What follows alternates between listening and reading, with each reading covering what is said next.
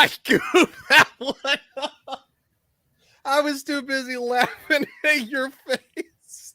Boomer moment. Yeah, it's okay. We're all gonna have. That's what makes it even funnier, because then people are gonna be like, "Oh, dumbass." What the fuck? Also at the same time, you gotta monitor that YouTube stuff when it comes to trying to review these kind of shows, because they're like, "Hold up, guys, okay." Especially this last episode, it got leaked, right? Yeah, It got leaked on Friday. I heard it got leaked the Wednesday. Was it Wednesday? That's what I heard. Well, all the articles I saw said Friday, so I don't know. I don't know if maybe I didn't even hear about it. I didn't even hear about it until like the day until like Sunday, and I'm like, all right, I'm still gonna watch it at East Coast time. It didn't affect me at all. Yeah, no, I feel you on that one. So I was kind of like, I was like, holy shit, I can't believe. Well, I can believe it got leaked. Hey, guess what shows didn't get leaked? She-Hulk and Rings of Power. And well, and what else? Oh, I found out something else for just to further, because we know that Ryan Condal, who is the writer for this show, was supposed to be writing for Rings of Power and got canned. You know who else was in line for that job? No. The guy who wrote Dune. Really? Yeah. And they went with those two ass clowns. And go figure, Dune is getting a sequel, and House of the Dragon is probably the most talked about thing on Twitter. Yep. I need to get that G4 thing. I don't have it yet. We're working on it. I'm working on getting clips. Yeah, we gotta. Idiots. Seals. Idiots. Well, welcome to Joker Voice, first of his name. That's right. That's right. And that's my name. And I wore a shirt that's appropriate, at least out here in Las Vegas. Overnight, it dropped like 20 degrees overall temperature. So nice. Yeah. Well, everybody was rooting for House Stark. Such a missed opportunity in the end. Well, not on this show, but of course, the last one. There was next season that comes into play a lot. Yeah. No, so they've confirmed that obviously starting next season we're in full battle mode. Yes. Oh no, Moy. Okay, I'll have to. Oh no, that's season. I'm sorry, that's episode number 1. Okay, so we are gonna jump right. Yeah, I know. I set this up beforehand, so it's not always going to be 100,000, 150% perfect. So here we go. Here comes the analyzation. The analyzation. Just kidding. So we start out Dragonstone.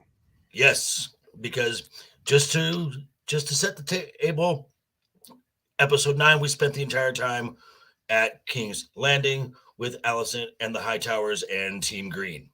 Ew. And it was really painful to see 2 episodes in a row and not see Paddy Constantine's name first in the opening credits. Well, he's dead. He was in the opening credits of the last episode. Well, no, the episode number 9. However, yes, he's dead. So like, what do you give? Give him the Emmy now. Oh, give him the Emmy now. Fucking Emmy? Are you kidding me? He literally, even George R.R. Martin said, he's like, you took a character that I turned into kind of a drunken loser, and you made him something so much more. And he's like, I never thought it would be this. And so, yeah, it's awesome to see.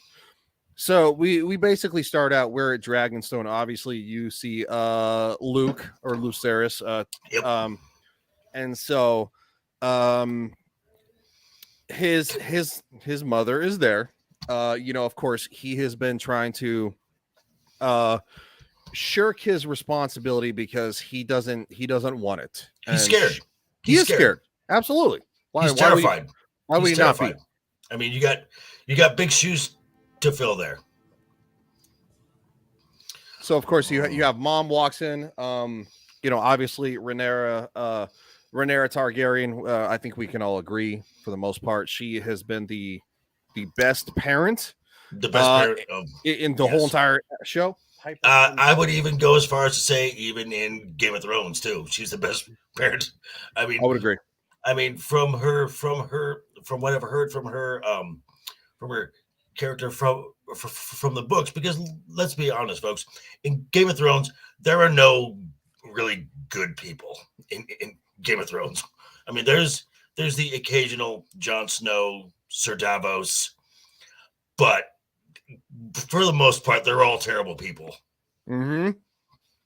And for all of her flaws, Rhaenyra is probably the best mother that we've seen, especially when you compare it to the mothering style of her counterpart, Alicent. Yes. And obviously you see that Luke is he is fearful about what he's supposed to do. Of course, you know, she is still pregnant with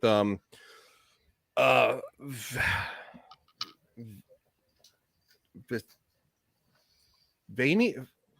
Damn it! What the hell is the third child's name? I can't think of it off the top of my. We won't know because. Oh no, they already didn't they already say the name? That it was oh no, they didn't. Okay. Nope. Maybe it's a lore thing that maybe that it might be something. Okay, it might be a wrong thing on Twitter. Sorry, I'm sorry, not Twitter. Anyway, so basically, moving forward, she's understanding telling her story, right? She's empathizing, giving him calm, easing his fear. Yes, and when he says, "It's just that you're so perfect," and I'm like, "Oh, yeah, that's a good boy." Well, that's a mama's boy. Yeah, and the kids are actually good people. Whereas and again, Alicent has raised her sons to be political tools. Yeah. Right. Rhaenyra has raised her sons to be people. Yeah. Which is it's a very stark contrast. No pun intended on that one.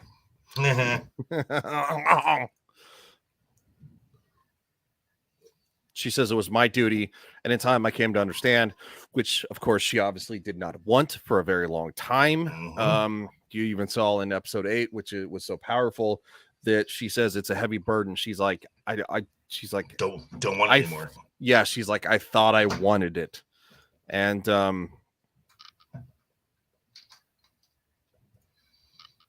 he's like, of course, I'm not like you. This is one of the. Yeah, sorry, we're stopping a little bit because I just want to make sure that we don't get clocked. Right. So here it is. Perfect. Oh, that's a good boy. That is. That's a good kid. Still good. Okay. Just being super careful. Gee, I wonder why. Well, because they were a little grumpy over this last episode because it leaked real super quick, and they're like, we're scouring the internet. Aggressively, they said aggressively. And you like to poke the bear. Well, I try not to poke the bear. Oh, Brian, stop it. Okay, well, I used to try not to poke the fucking bear until guess what? The one time that I was like, they literally like drop kicked me in the nuts, and I was like, all right, fuckers. I know. So, and then in comes, we get a surprise. We get a surprise guest. Yes.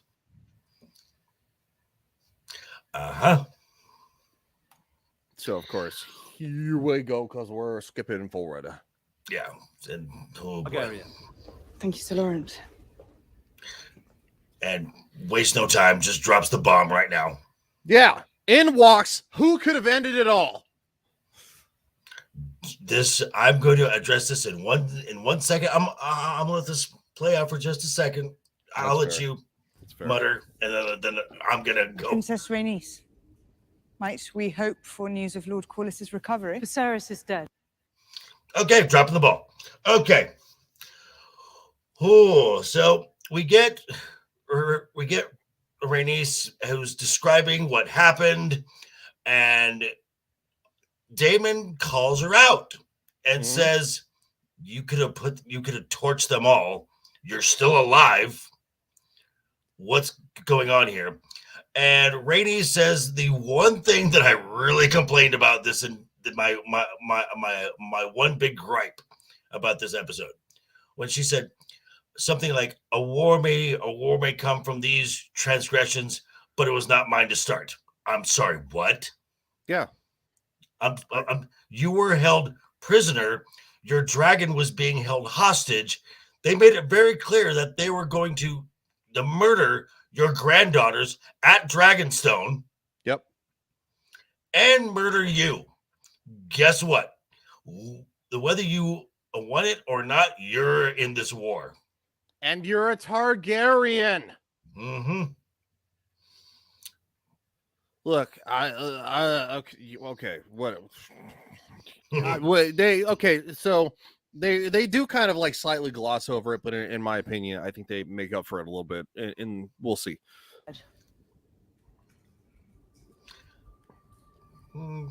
They make an attempt, but they I fail. grieve this loss with you, Rhaenyra. And Damon goes right into battle mode right now. Mm-hmm. JT says, how dare you go live during our review premiere? I'm just saying that you guys are not actually live. So yeah, exactly. So I mean it's just and JT is actually here. I mean in my town, so he is in my town for a couple days. He is. He's getting his gay on. I beg your pardon.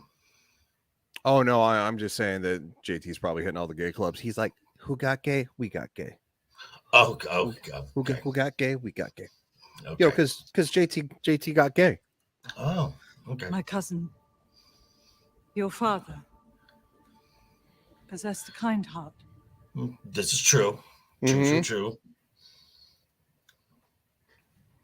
It is a premiere. There is still a chat. I mean, and I don't know. You guys are reviewing RRR, which I enjoyed, but not House of the Dragon. I mean, I guarantee you they're they have they have loyal followers. You guys are fine. You guys are okay.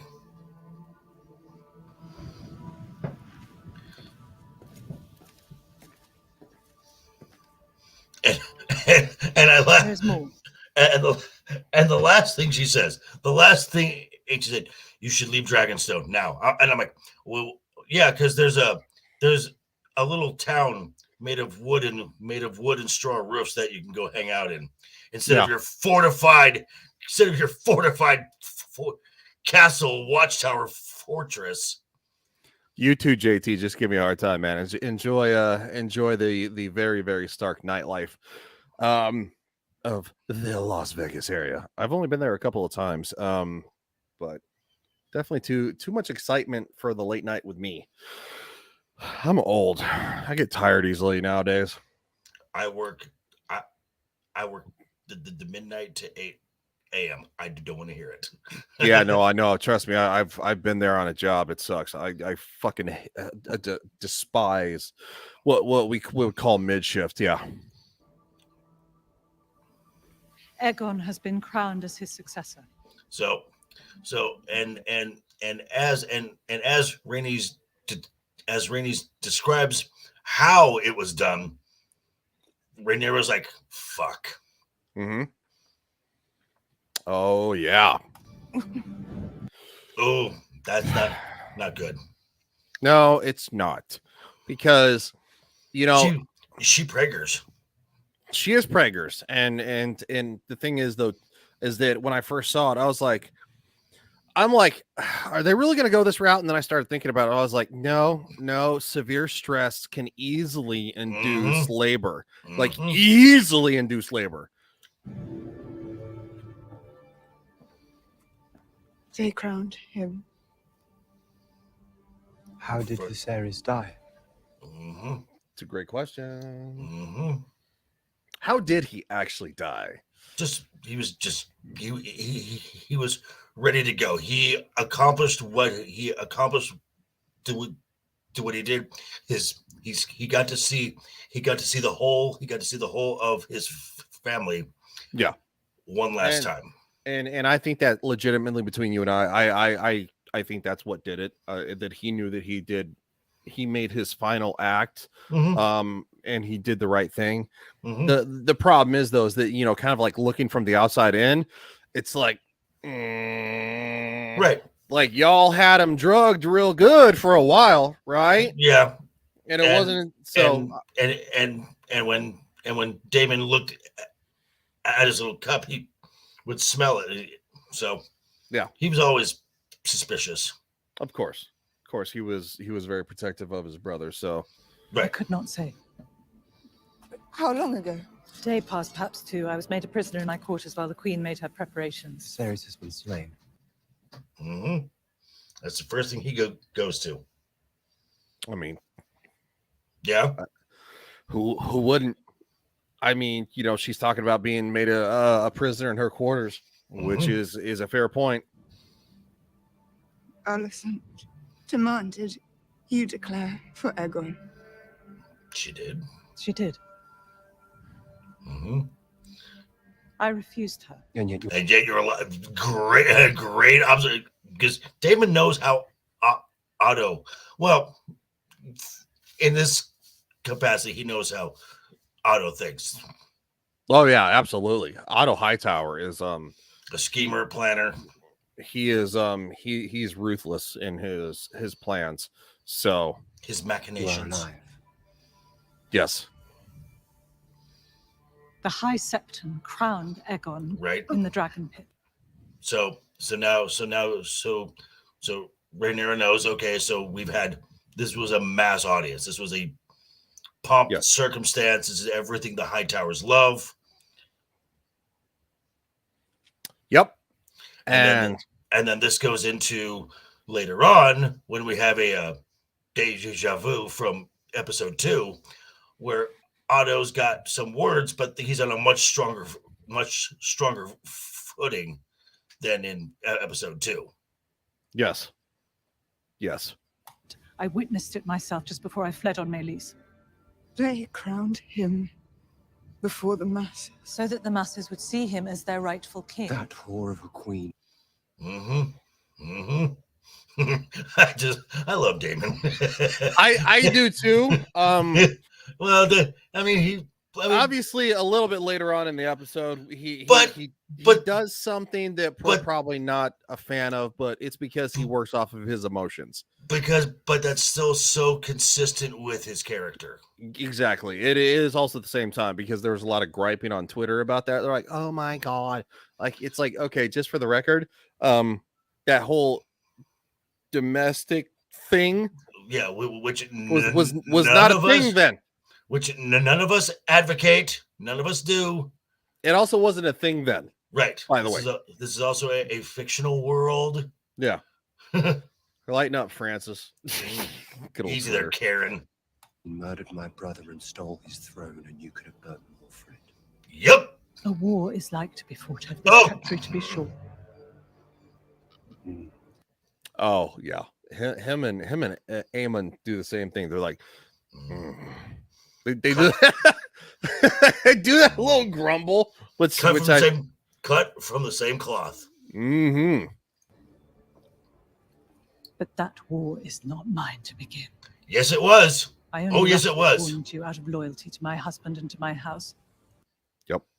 Mhm. So basically, the giant bombshell has Been dropped. been dropped, and of course, Rainey says you should leave Dragonstone at once.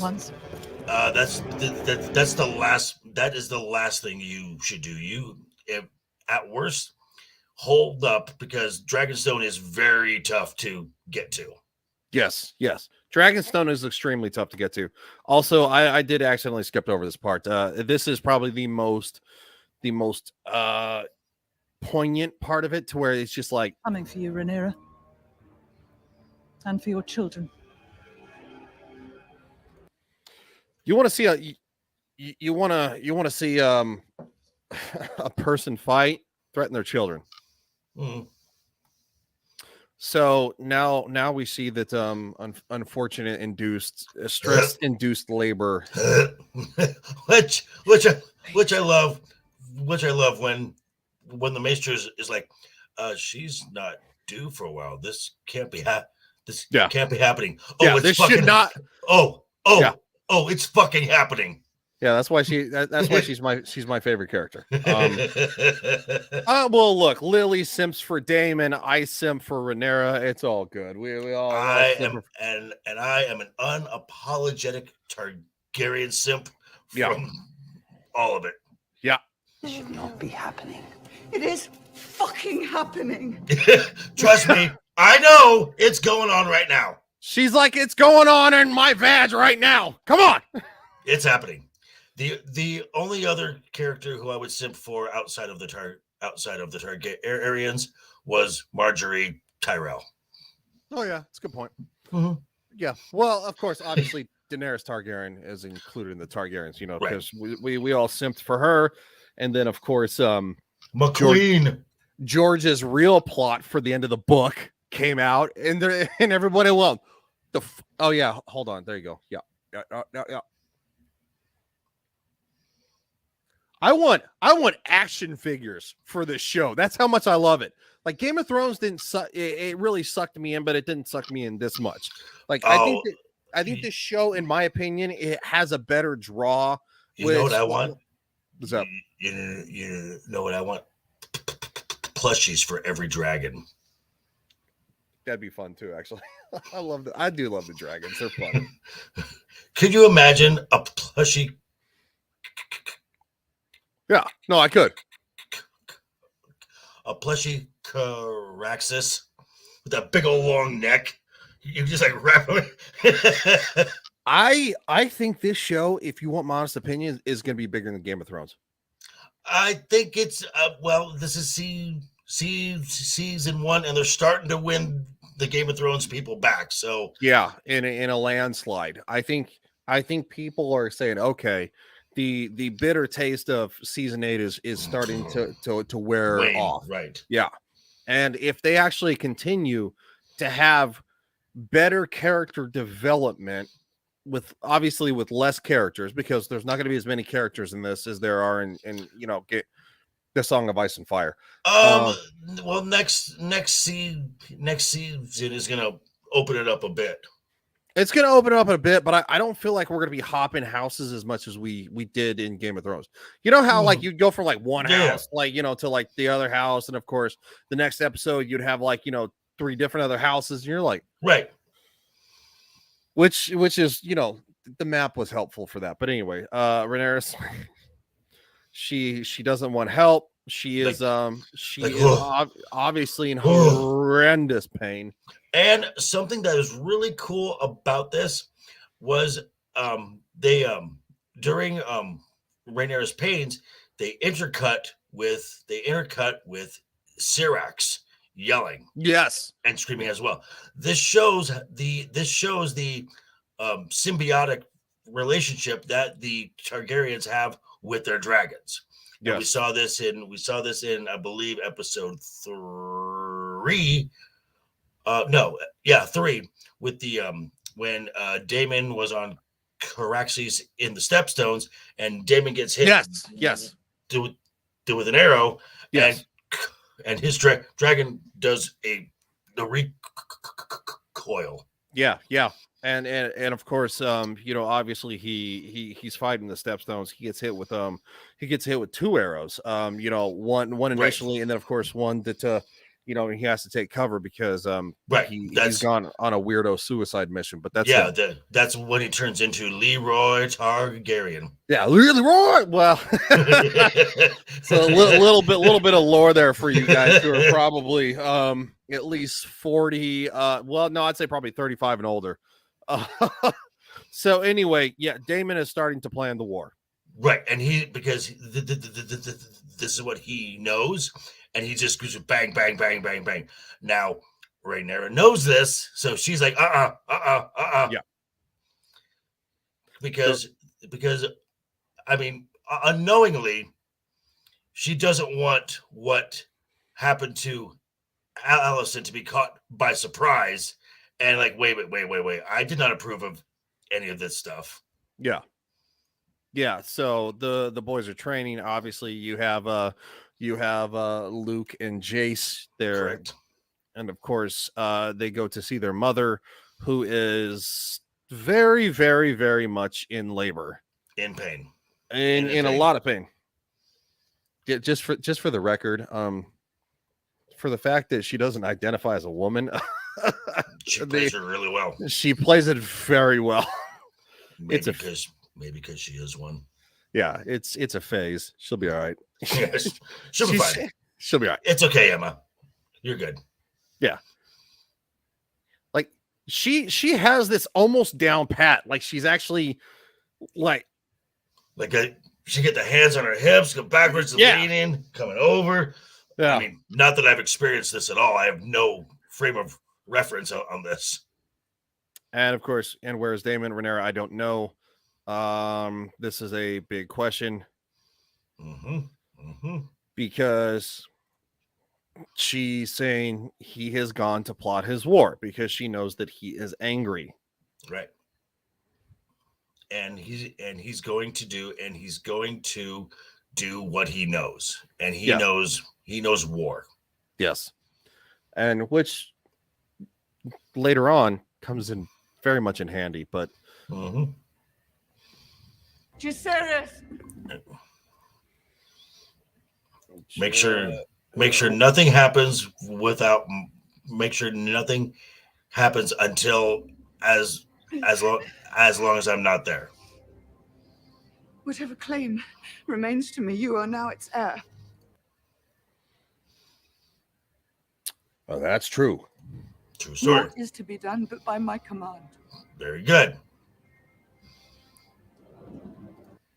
Yes, mother.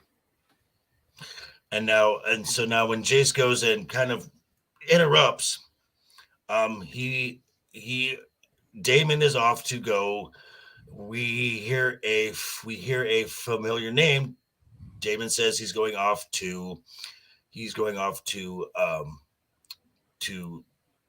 barter a alignment with the Tullys of Riverrun, who are the wardens of the Riverlands. Yes. So and when they say that they're getting all these houses in there, that's nice. But when you can get a liege house that can command a bunch of other houses to follow them, that's what you want. Yeah, you definitely want the Tullys, who of course, Ned Stark's wife was a Tully, correct? Right. Yeah, she was and so was also the wife of John Arryn, the Hand of the King, who died. Yes. Okay, so yeah, we're all tracking here. I'll fly to the Riverlands myself and affirm Lord Tully's support. Oh, I think no such thing. I think someone's in the. I think somebody's in the back. Uh-oh. Hey, buddy. Oh, What's Hello, happening? I'm so glad to be here. Yeah. Hey. Sorry, I was a little late, but yeah, I'm here. yeah, that's fine. And I mean, we haven't gotten. You we really haven't haven't missed that much. And To be honest. we haven't gone into much yet. We've been we've been filling the time, kind of setting the table. Now we can eat.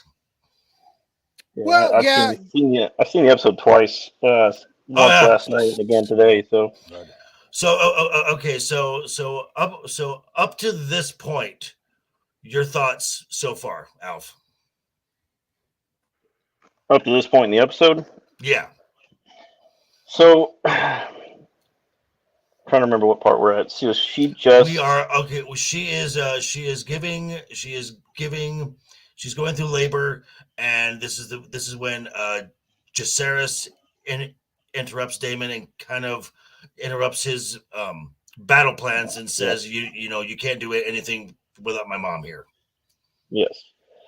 I'll rewind a little bit to the part where she's giving birth, and that whole scene led me to believe that she knew something was wrong, Mm-hmm. and she just wanted to get the kid out as fast as possible because she knew she had business to get to. Right. And that's why she told her son to go in and because he knew Intercede. She knew that her husband was going to get into action quick, and she didn't want at this point, which her personality is a little different than what I hear from the book. She doesn't want to make any quick action, but in the book, I heard she was like straight to business. Oh yeah. From what I have heard from the books, both her and Alicent just go into the murder mode right off the bat. So right now, before what happens later in the episode, she's reflecting more like her father. Right, and she doesn't want to. Right, and it has been said by George that the show is canon. This is what actually happened. The book was told by folks who was told by the witnesses, maybe some biased commentary. So these are the events that actually happened. Yeah, what I understand from the book is that it was basically being narrated by several maesters, and they were slightly, and several of them were just kind of unreliable sources. So correct. Yeah, and the book read more like a history book. Right. So okay. So what did you think of? So I'll wait till Ryan gets back. Till we'll just talk about some stuff that was previously in the episode. The parenting styles of Rhaenyra versus Alicent. Yeah. So, and I was listening to you guys a little bit earlier, so I'll probably parrot a little bit what you were saying. But it seems like Rhaenyra's. I don't know if she necessarily took taking the throne seriously, so she invested more into her family. Mm-hmm. But Alicent, being pushed by her father, was nothing but business, and she neglected her sons, and it shows, obviously. One's a drunkard, and one is a little off kilter. A little. A little. So, yeah. But yeah, this you can actually sympathize with Rhaenyra's sons because they seem. They seem more normal, you know. They seem human. Yeah. Yes. You still hear me? Yeah. Okay. Okay. And then when Princess Rhaenys said, "A war may be coming, but it wasn't mine to start." Your thoughts on that? I have to kind of echo what I've heard in a couple other streams, is that the whole after the last episode they kind of ruined Rhaenyra for me. You mean is that her name? You mean Rhaenys? Yes, Rhaenys. Because that whole scene popping up from the floor, killing a bunch of commoners, in the middle of a coronation, they would have seen her immediately as the bad guy. Right. And then the other part was she shows up, and then other things happen on Dragonstone, and there's parts where people are bowing to Rhaenyra, and Rhaenys is not, and it's just. We'll get to that, yes, but it's gonna see now. And who did I hear say? I was watching after I had already done I'd already recorded my thing. I was watching it was Gary, Jane Theory, Shad, Fringy, Mahler, and RK Outpost. Well, hello, Lily. Hi, Lily.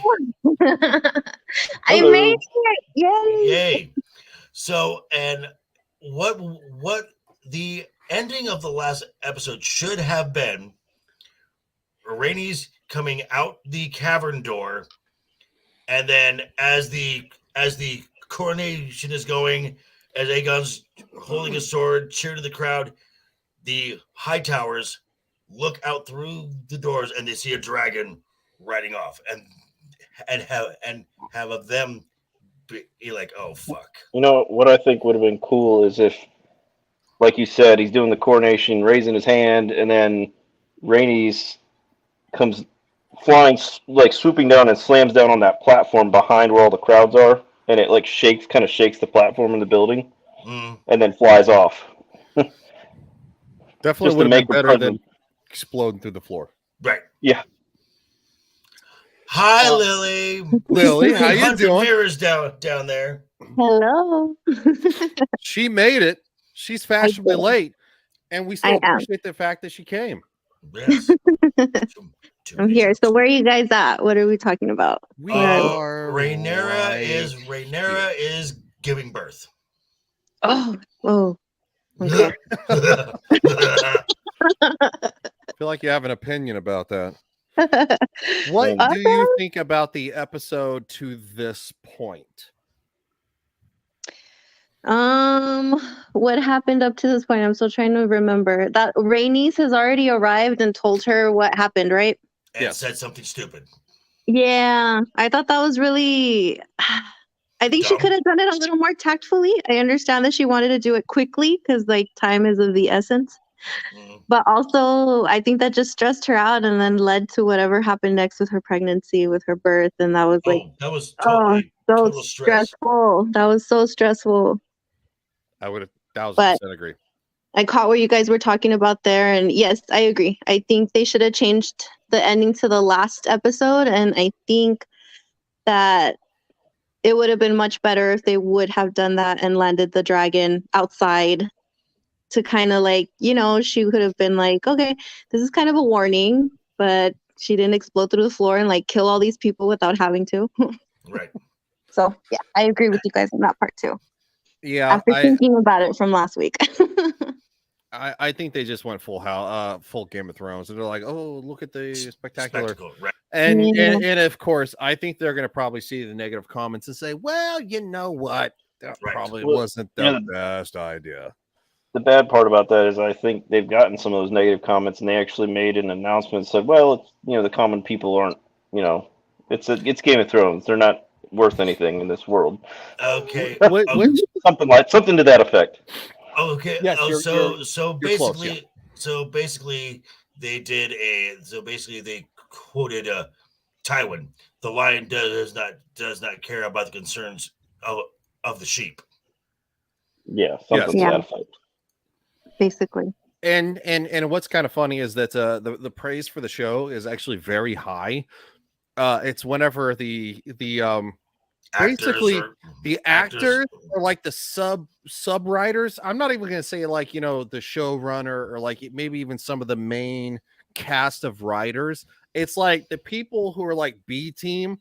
Yeah, the staff writers. And they're like going, oh my God, like, well, we did this because of like Roe v. Wade. And everybody's just kind of going, shut up. Like, shut the fuck up. They like the show. That's exactly what people like the show. Shut the fuck up. People like the show. Shut the fuck up. People like the show. Shut the fuck up. That's exactly what Nerdrotic said at the end of one of his reviews. He's like, we like the show, but the after show, they start opening their mouths. It's like, just shut up. People like it. Yes. You want to know what you don't want to know what's funny is probably one of the I'll say this. And I don't know if it's necessarily one of the actors that could be considered one of the biggest diversity hires. And then probably the second one, I'll say the one that's probably considered the biggest diversity hire because Emma D'Arcy is what she's gender queer, she's they them. She doesn't run her flap. She doesn't run her flap at all. The secondary guy, which unfortunately in the gender hierarchy, the black guy, like he's the one. He's like that, and of course that went away real quick. Right, it went away. We got riffraff in the chat. This is not a sausage fest, sir. Lily 300 mirrors. She is very much a woman, unless she has changed her pronouns. Right, unless that's happened, then we don't know. But so hold up, I got a little one to check on. Okay, have fun with that. I saw. Okay, so Lily, Mhm. your thoughts on the as I asked Alf on this, the parenting that was quite evident in the opening scene. Your thoughts on the parenting of Alicent versus Rhaenyra?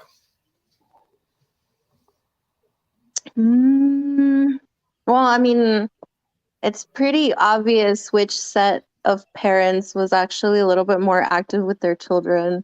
The only thing that confuses me though is that Viserys had a lot of time to actually spend with his kids, but they still turned out really messed up. So I don't know if he wasn't really like around raising them, and it was just Alicent. Well, let's see, because Because he wasn't that old when Aegon was like 2.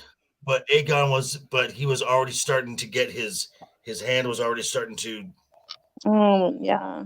So, and he was then already dealing with the illness. the leprosy, correct? And then by the time Aemon was born, it's got a full hold of him. And then, I mean, who worse to have around though than Otto?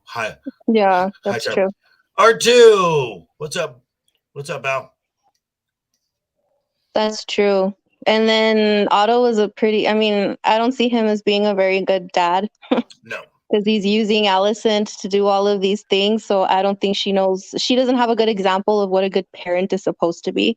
Correct. And she's just been pretty bad. Like, I think she's been trying her best, and I don't think she necessarily wants her kids to be like this, but she doesn't know. But she doesn't know how to raise her children. Well, and it's obvious. Sorry. Oh, Alf, go. It's obvious that her father, Otto, was not all he cared about was power, getting his family in places of power. Correct. And I mean, perfect example. I don't know if it was at episode 2 or whatever, where he sent his daughter into the king's chamber. Mm-hmm. I mean, it didn't end up going the way he wanted. However, it did kind of because they got married. But I think he was hoping she'd go in there and seduce him. Oh, it's a baby kid. It's a kitty. It's a little kitty there. Yeah, she got like a little adventurous. So little. Yeah, I got my other cat, a friend, because he's sad.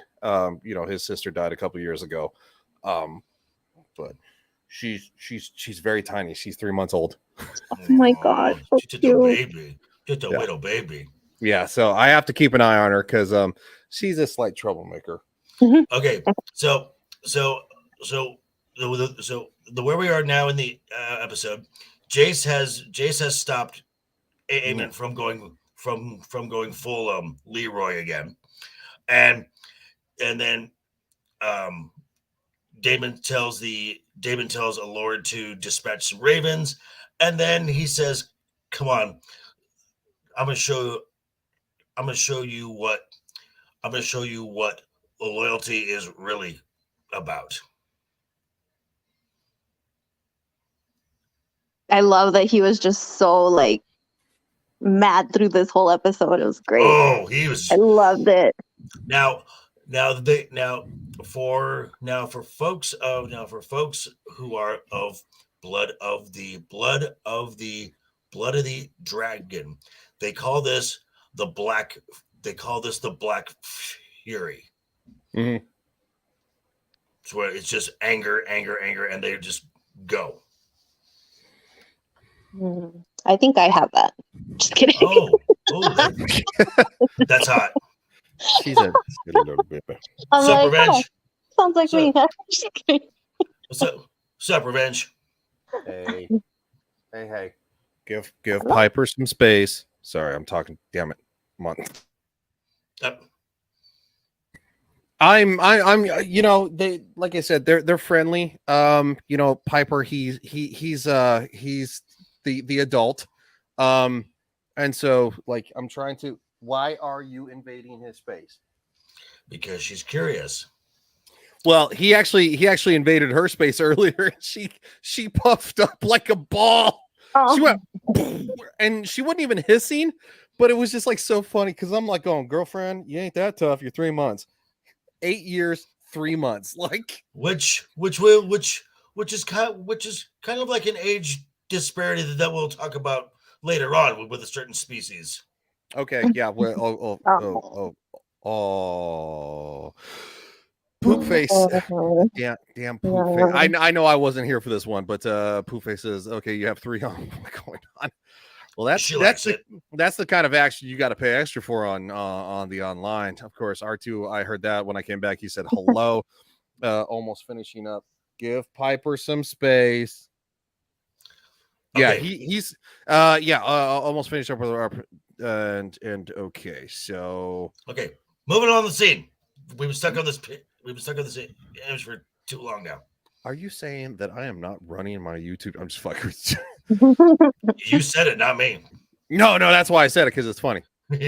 No, they're face to face right now. They're fine, unless I hear like, oh, and then yeah, such a pretty boy, just out for a little walk. Such a pretty boy. And again, I've got to say, just this scene was so good. Just the sound design. The sound design of these dragons is just so great. Oh, And the CGI, they look real. Like they're beautiful. Oh, they still look real. And Rhaenyra, give him space, please. Now Ryan and I were talking earlier. How great would it be to have a Caraxes plushie with a big old long neck, just like wrap them around you? Well, I agreed. I was like, yeah, I'm like, I would do that. I'd take that. Also, at the same time, I want like, Rhaenyra and Daemon action figures, like, like legitimate to put on my wall for the collection. I'd like to add. Go ahead. I'll go, Alf. Go ahead, buddy. I wanted to add something like how I see like the dragons and something in relation to the dragons is. I've never read the books, but I know that the Targaryens had some magic done to their blood that makes them able to converse with dragons and tame them in some way. But the dragons are still intelligent in some way or another. Oh, very. But it seems more than that. That once a bond is built with a dragon, like he doesn't even have to talk to them. Like in this scene, the dragon just comes over the hill without him even saying anything to the dragon. It's like some kind of connection. Or so. as we see in the episode, maybe not so good a connection. Based on something that happens later. Well, and we'll also actually address that because it is discussed in the very first episode. But yes, obviously you're talking about their animals, right. Like, and of course Joker and I got into a little bit of that discussion earlier. No matter how much us humans want to think that we're in control of nature, no. We have a light hand on nature at best. So yes, this was a wild moment. I almost felt like it was a little bit of Daemon's overreaction because obviously he is so protective of his family, but I understand why he did it. Right. So I'm grateful for your long service to the crown. So I'm presenting you with a choice. Hi, buddy. Hi, buddy. Oh, you big, beautiful boy, you. Oh, I love that his dragon is just as dramatic as he is. Oh yeah, there's a lot of drama between those two. And again, going back to Game of Thrones, where the dragons all sounded now the same. These dragons have personality. They sound. You can make distinctions between their sounds. They all look very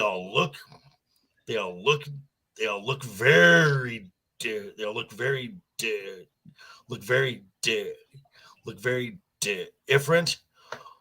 Just top-notch stuff again. And I go back to when they were in the pre-phases of this show. They literally, I could imagine that they all sat around and said, "We cannot screw this up."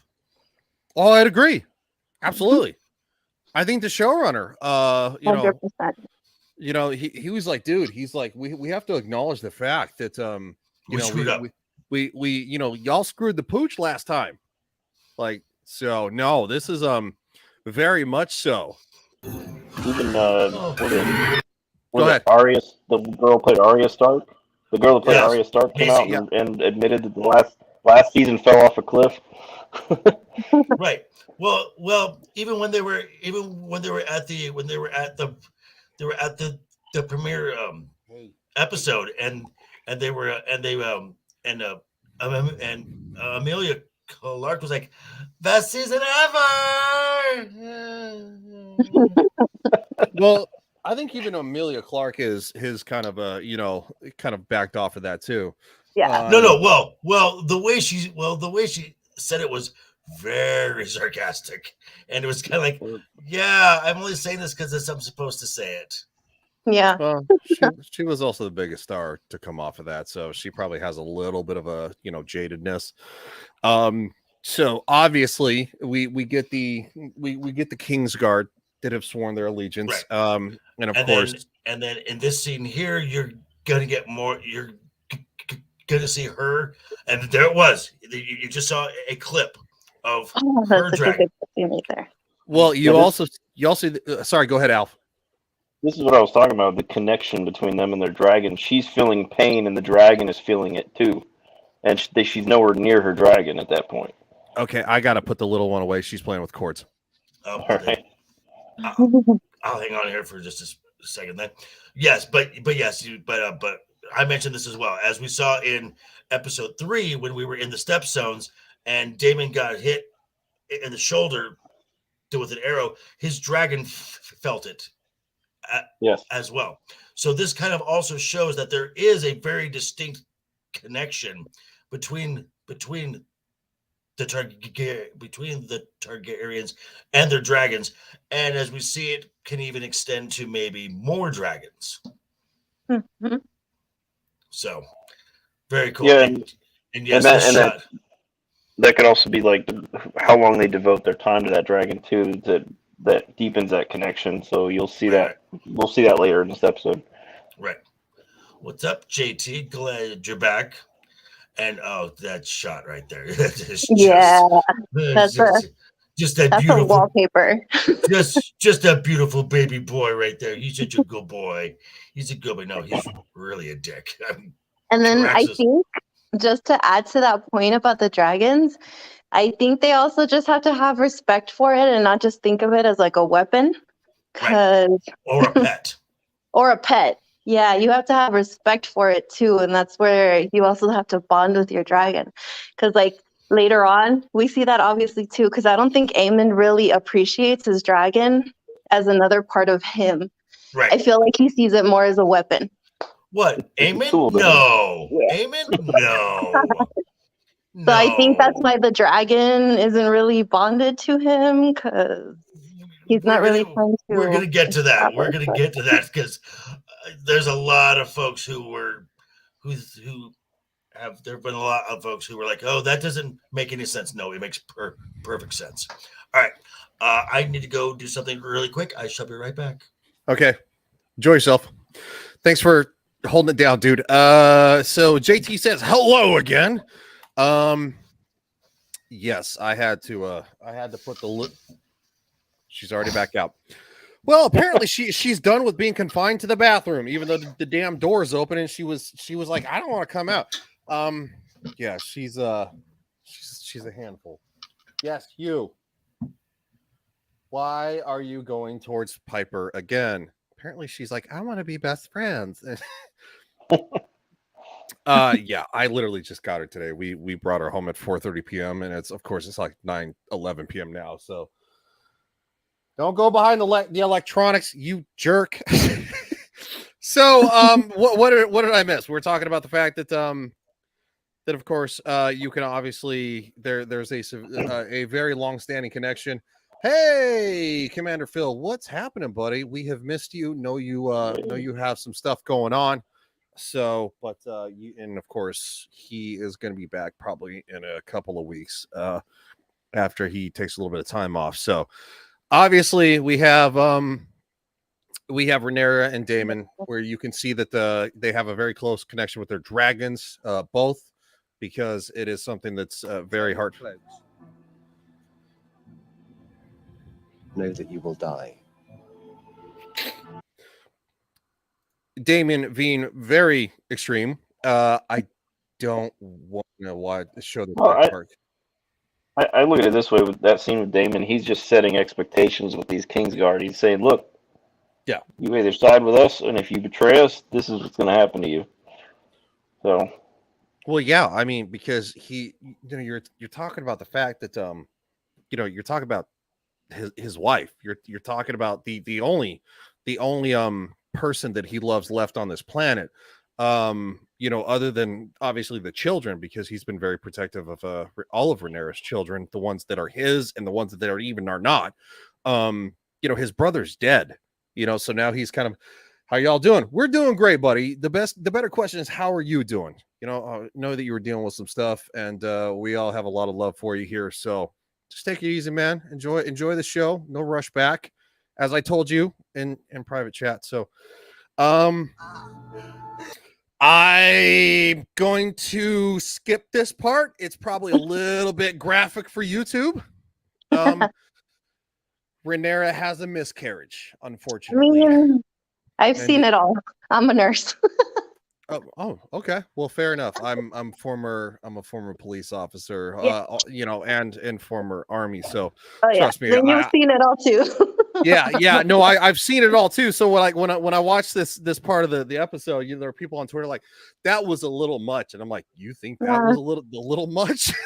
No, I actually Okay. kind of like that they're showing all this stuff. I don't know why. I just kind of, I'm too. like, yeah, this is different. It's a part of life. It is a part of It life, happens. and in birth is a beautiful thing. Mm-hmm. It doesn't always go right, and No. I know that because what the very first episode, the writer or something, I can't remember, the actress, like, this is a statement on Roe v. Wade, and I'm like, no, it's not. No, it's not. Everybody's like, no, it's not. No, it's not. No, like labor and birth did not get invented in 2016. So like, hello, this has been going on forever. So no, that was not a statement on that. Sorry, no, Yeah. you guys, sorry.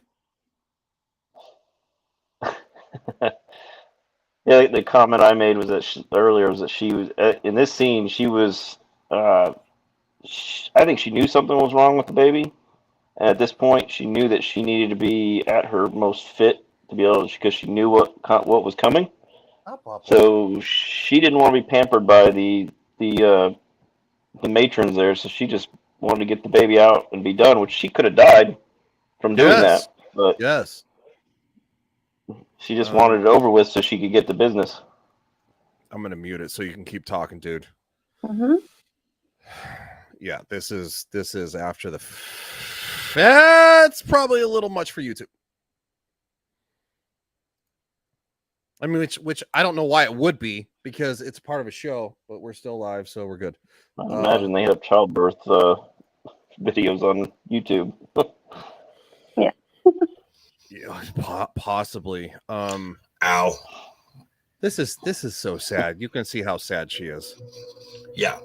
Now, supposedly, from what I had heard, that that they said that the baby has the cord around its neck or something, but some people have also speculated, because from the book it said it was born with a hole in its chest and little wings.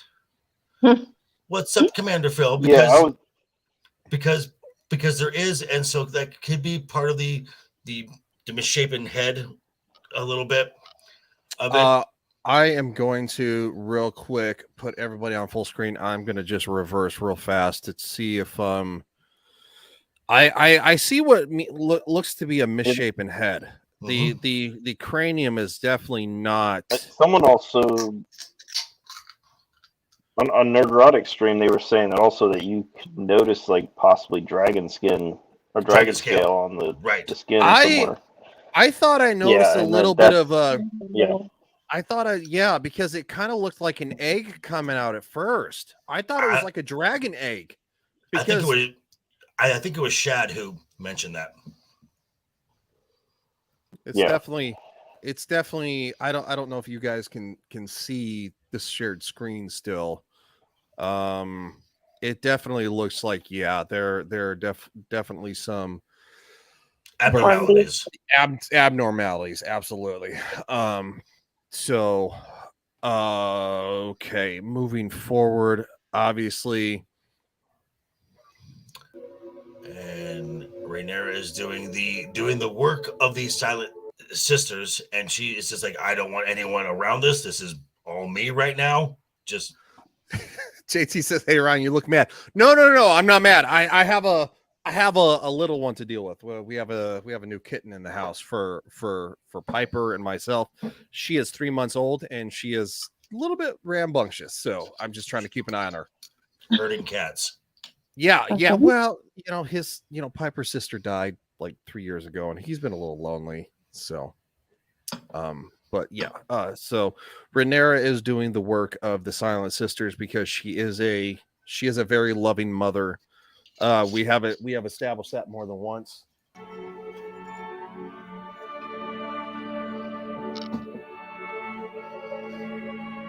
Which I think this is an extremely it's fucked up, dude. It's fucked up. Wow. Bravo, JT. Bravo. Well played, sir. Are you drunk? Well played, sir. JT's probably drunk, but no, JT's a great guy. We love JT. It's rare. It's rare that JT has potty mouth. So you got to celebrate. Right. You got to celebrate it when JT has potty mouth. No poussoir, huh? That's all I'm gonna say. How that. Obviously, Rhaenyra is doing. She's taken complete control. Yes, and that is a very, and of course you have Daemon too. And I'm gonna pause it right there real quick so you guys can discuss. I'm gonna go hunt for the little one just to make sure she's not in trouble. Okay, so I want to hear from Lily first on this. With my thoughts are, this is where you take these, objectively horrible people, and you through their children, you can actually humanize them. Mm-hmm. I thought this whole scene was, like I was saying earlier, that people were saying that this was too extreme, it was too graphic, but this is like a part of life, and I kind of like that they showed this, especially how both of them are mourning in their own way. Mm-hmm. And I really appreciate that they actually put in there what Daemon's doing, because you know how it's always like about the mom and like the dad doesn't feel it as bad, but I really like that they gave him his own scene where he's just kind of like by himself dealing with it on his own while she's dealing with it too. So I like the scene. It was one of my favorite scenes from the whole episode. Alf? It was a touching scene. But at the same time, even though she was determined to get to business, she was also taking the time to properly address what just happened. Right. And she wanted to do it herself, which is just like the birth, it was the same thing. She wanted to do it herself.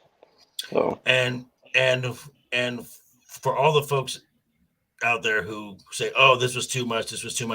This is Game of Thrones, folks. We've kind of set a standard here where you think they're not going to go somewhere. Guess what? They're going there. This show did a good job of portraying just how things medically were during medieval times. It wasn't what we have today, you know. Right. The death rate of children was a lot higher. Mhm. Mhm. Exactly. All right, so Cat Wrangler, are we good? Yes, we're good. All Okay. right. She's 3 months old. Don't be a jerk. I'm always a jerk. I'm just screwing with you, dude. I told you beforehand that I was gonna have to be a cat wrangler. So obviously that was also a great break.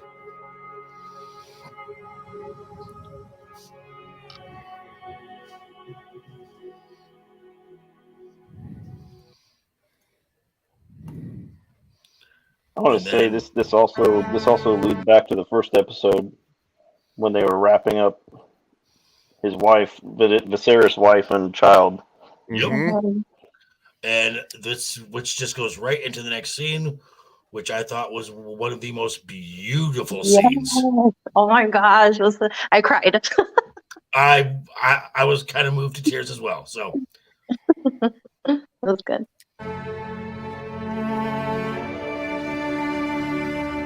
oof. Goosebumps right Yeah. here, folks. Yeah, I would agree. It absolutely, it's goosebumps. I'm taking a little bit of a pause, obviously, for there's been a lot of powerful moments. You know what's really funny too is that it all surrounds House Targaryen. All the powerful moments, like episode 8, episode 10. It's like it's all Episode 1. yes, episode 1. JT says this hit me in the feels. Yeah, absolutely, 1000%, dude. Okay, now this upcoming scene when Sir Eric Cargill shows up Mhm. and brings out King Jaehaerys's crown, which was worn by King Viserys. The peaceful. And when he's taking a knee and he's giving his Kingsguard oath, how many of us were just like, oh God. Not as much as when Viserys walked into the throne room, but yeah, Okay, that was that was some boss. that was some was boss that's shit right I there. would say that's probably secondary to the fact. Yes. I think it's a different feeling though, because with Viserys walking in, that was like a boss moment, but this was Yes. totally like in the heart. Yes. And just the way Rhaenyra is dressed, and when you see her do with the crown on her head, I got a lot of strong callbacks to episode 1, where you see the Viserys in almost the same setting. Mhm. Yeah. I think Revenge of the Netherlands this also No, go ahead, dude. Go ahead. Just highlight in the chat. I was gonna say this also reflects back to episode 8 when Daemon put the crown on his brother's head, Mhm. and he did the same for his wife. Yep. Yes. Hold on. JT wants to see the kitty. It's a kitty. Hey, woman, look at the camera. There she is. All right. She's so cute. I Okay. know. She's also Oh. a pain in the. Oh, okay, Commander Phil. No. Joker's like, no more cats. All right, so Commander Phil, I want to address that now. If you look at Nielsen, ratings, Game of Thrones has jumped right back into the top 10. Folks are rewatching Game of Thrones because of this show. It's very true. Also, for those in the chat, yes, she had a sister that was named Millie that I actually tried to go get, but Millie was actually adopted. And as soon as I saw that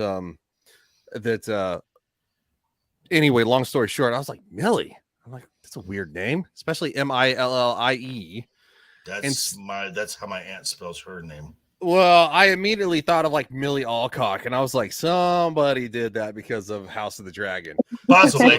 So Very then I went to get Millie, and she was not there, but her sister was. So her name is Rhaenyra. Oh, that's adorable. Yeah. So And I don't hate cats, JT. Despite, I mean, you should be asking that to the other panelist here who actually eats cats. So, just saying. Who eats cats? Elf. Oh, yeah. No, it's Oh yeah. what I thought you were making a joke about. I was like, Baby Yoda eats frogs. He doesn't eat. He also commits genocide against. Yeah, he did. kind of. Got very sidetracked, but we're gonna get back on track.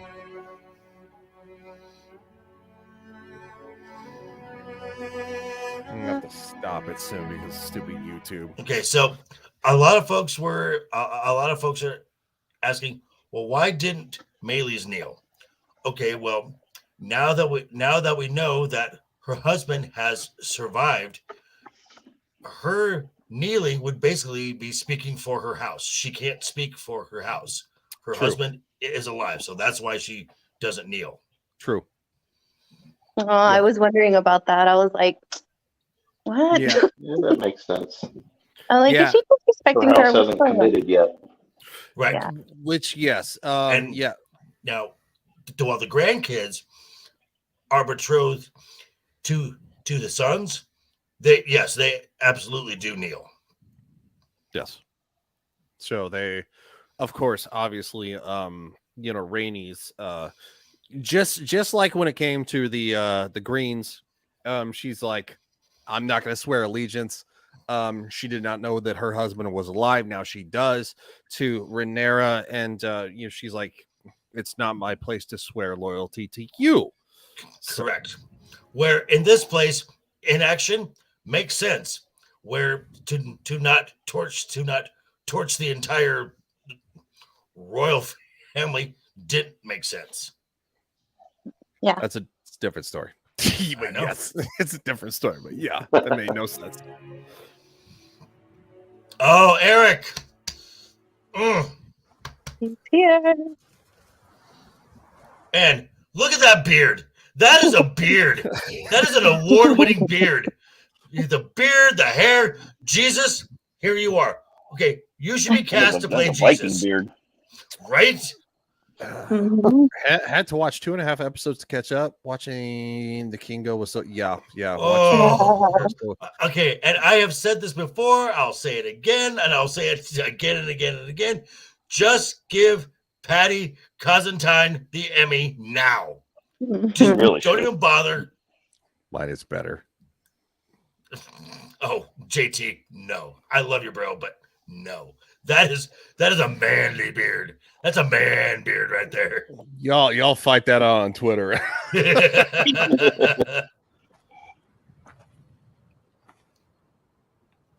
Dark Sister. Oh, that's Damon, right away. that's Damon sort of like mm. Mm. Oh. Oh, it's so Oh. beautiful. I'm gonna have to Oh. stop it or we might get hit. Yeah. Such a beautiful scene. An absolutely beautiful scene. And then you get hints of Fire and Blood playing in the back. And I will just be, and I am just going to keep saying it because you're wrong, Ryan. Fire and Blood needs to be the theme of this show. Game Nope. of Thrones is great. Fire and Blood. Nope. Ice and Fire. And we're gonna play it at the end of this episode again, to take us out, and that will be the entrance and exit to every single review we do. So I'm assuming that we're all gonna be back here in 18 months, right? Well, I kind of thought about discussing going through Game of Thrones and see how it applies to each episode of Game of Thrones and see how it I'd be applies fine to with that. I mean, House I of the think Dragon. It's up to the I mean, panel. isn't- Obviously, everybody in the Twitter chat we can discuss later. I'm fine with that. I Is it 18? boy, Is it 18 months? I thought it was 9. A That's year what and a half. Harry was saying. They- 2024. they start Oh, okay. filming early 2023 and then it launches 2024. So early 2024. Yeah, we have Okay. we have Where are you going, JT? Where's JT? Where Bye. are you going, It's JT? gonna be way too long. Yeah, I've always said that amount of time between seasons can be a killer, especially if your show was mediocre. Well, I'm just saying for a show like this, folks will wait. For another fantasy show that was on at the same time, I think it's gonna. Yeah, another. Yeah, exactly. No. Whatever audience you had is gonna be like, oh, no, I'm over it. It was forgettable. Whatever audience they had this time was like, I mean, the only folks who watched that. I mean, the only. I'll just keep playing, Ryan. That's fine, because then I can talk. Because the only folks who watched that show, it's a good point. Were us. I'm just saying. And ew. Give my blood for hers. Oh, so good. It is so good. I shall take my no God. wife. I'm gonna cry again. Hold no Solo land. lands. And he's holding Yes. it. Oh! Yes. Ah! Yeah. Here you go. I'd rather watch House of the Dragon than anything else. I can, but yeah, House of the Dragon is all right. Wouldn't be surprised if Rings of Power can't. No, no, not yet. They're going to probably too suck. much. They are They have too much guaranteed. hubris. They are under contract for 5. Amazon could say after 3, say, yeah, no, we're done.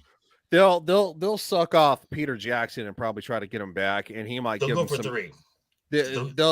They might get some cliff notes from Peter Jackson for like season 2, and it might be no. a little bit better. No. The way they treated Peter Jackson, I don't think he's coming it was back. like shit. But what doubt else? it. What else do they have? They have nothing else.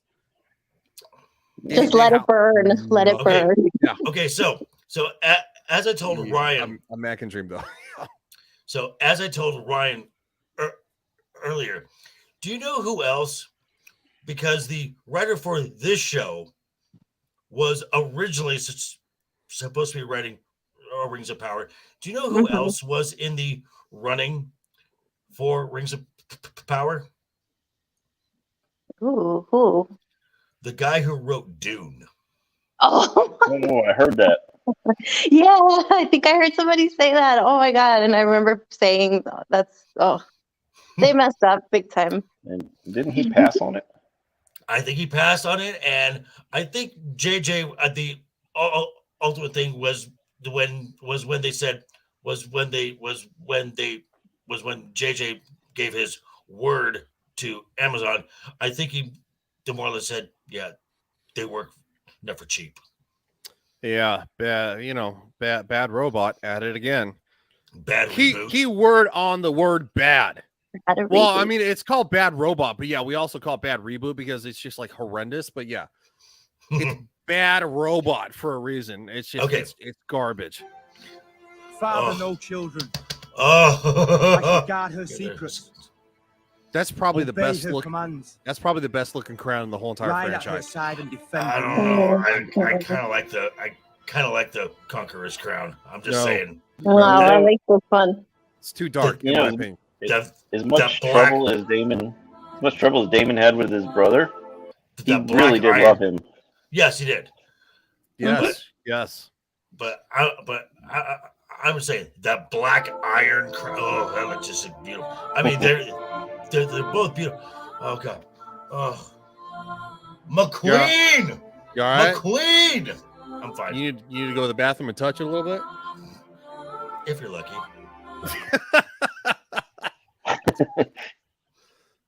I think he already is.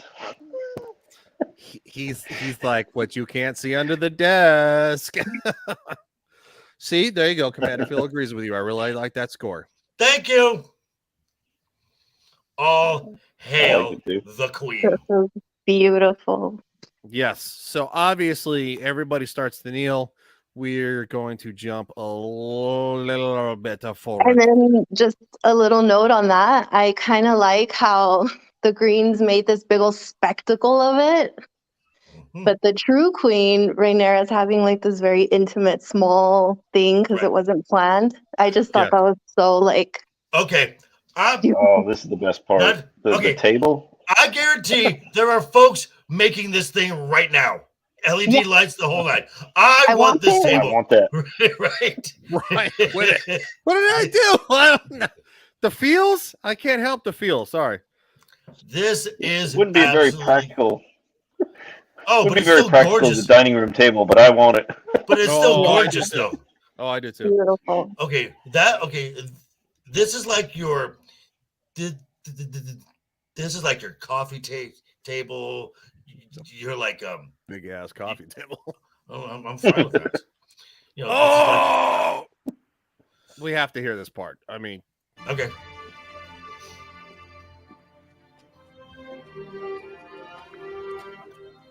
Queen Rhaenyra Targaryen, first of her name. Queen of the Andals and Rhoynar and the First Men. Lady of the Seven Kingdoms and protector of the realm. Okay, now this here, a lot of folks said, okay, well, Rhaenyra should be like ready for all of this because as she takes another step, her guards follow her and she is like, okay, chill, guys, it's okay, and she looks very uncomfortable. You can prepare for something all your life.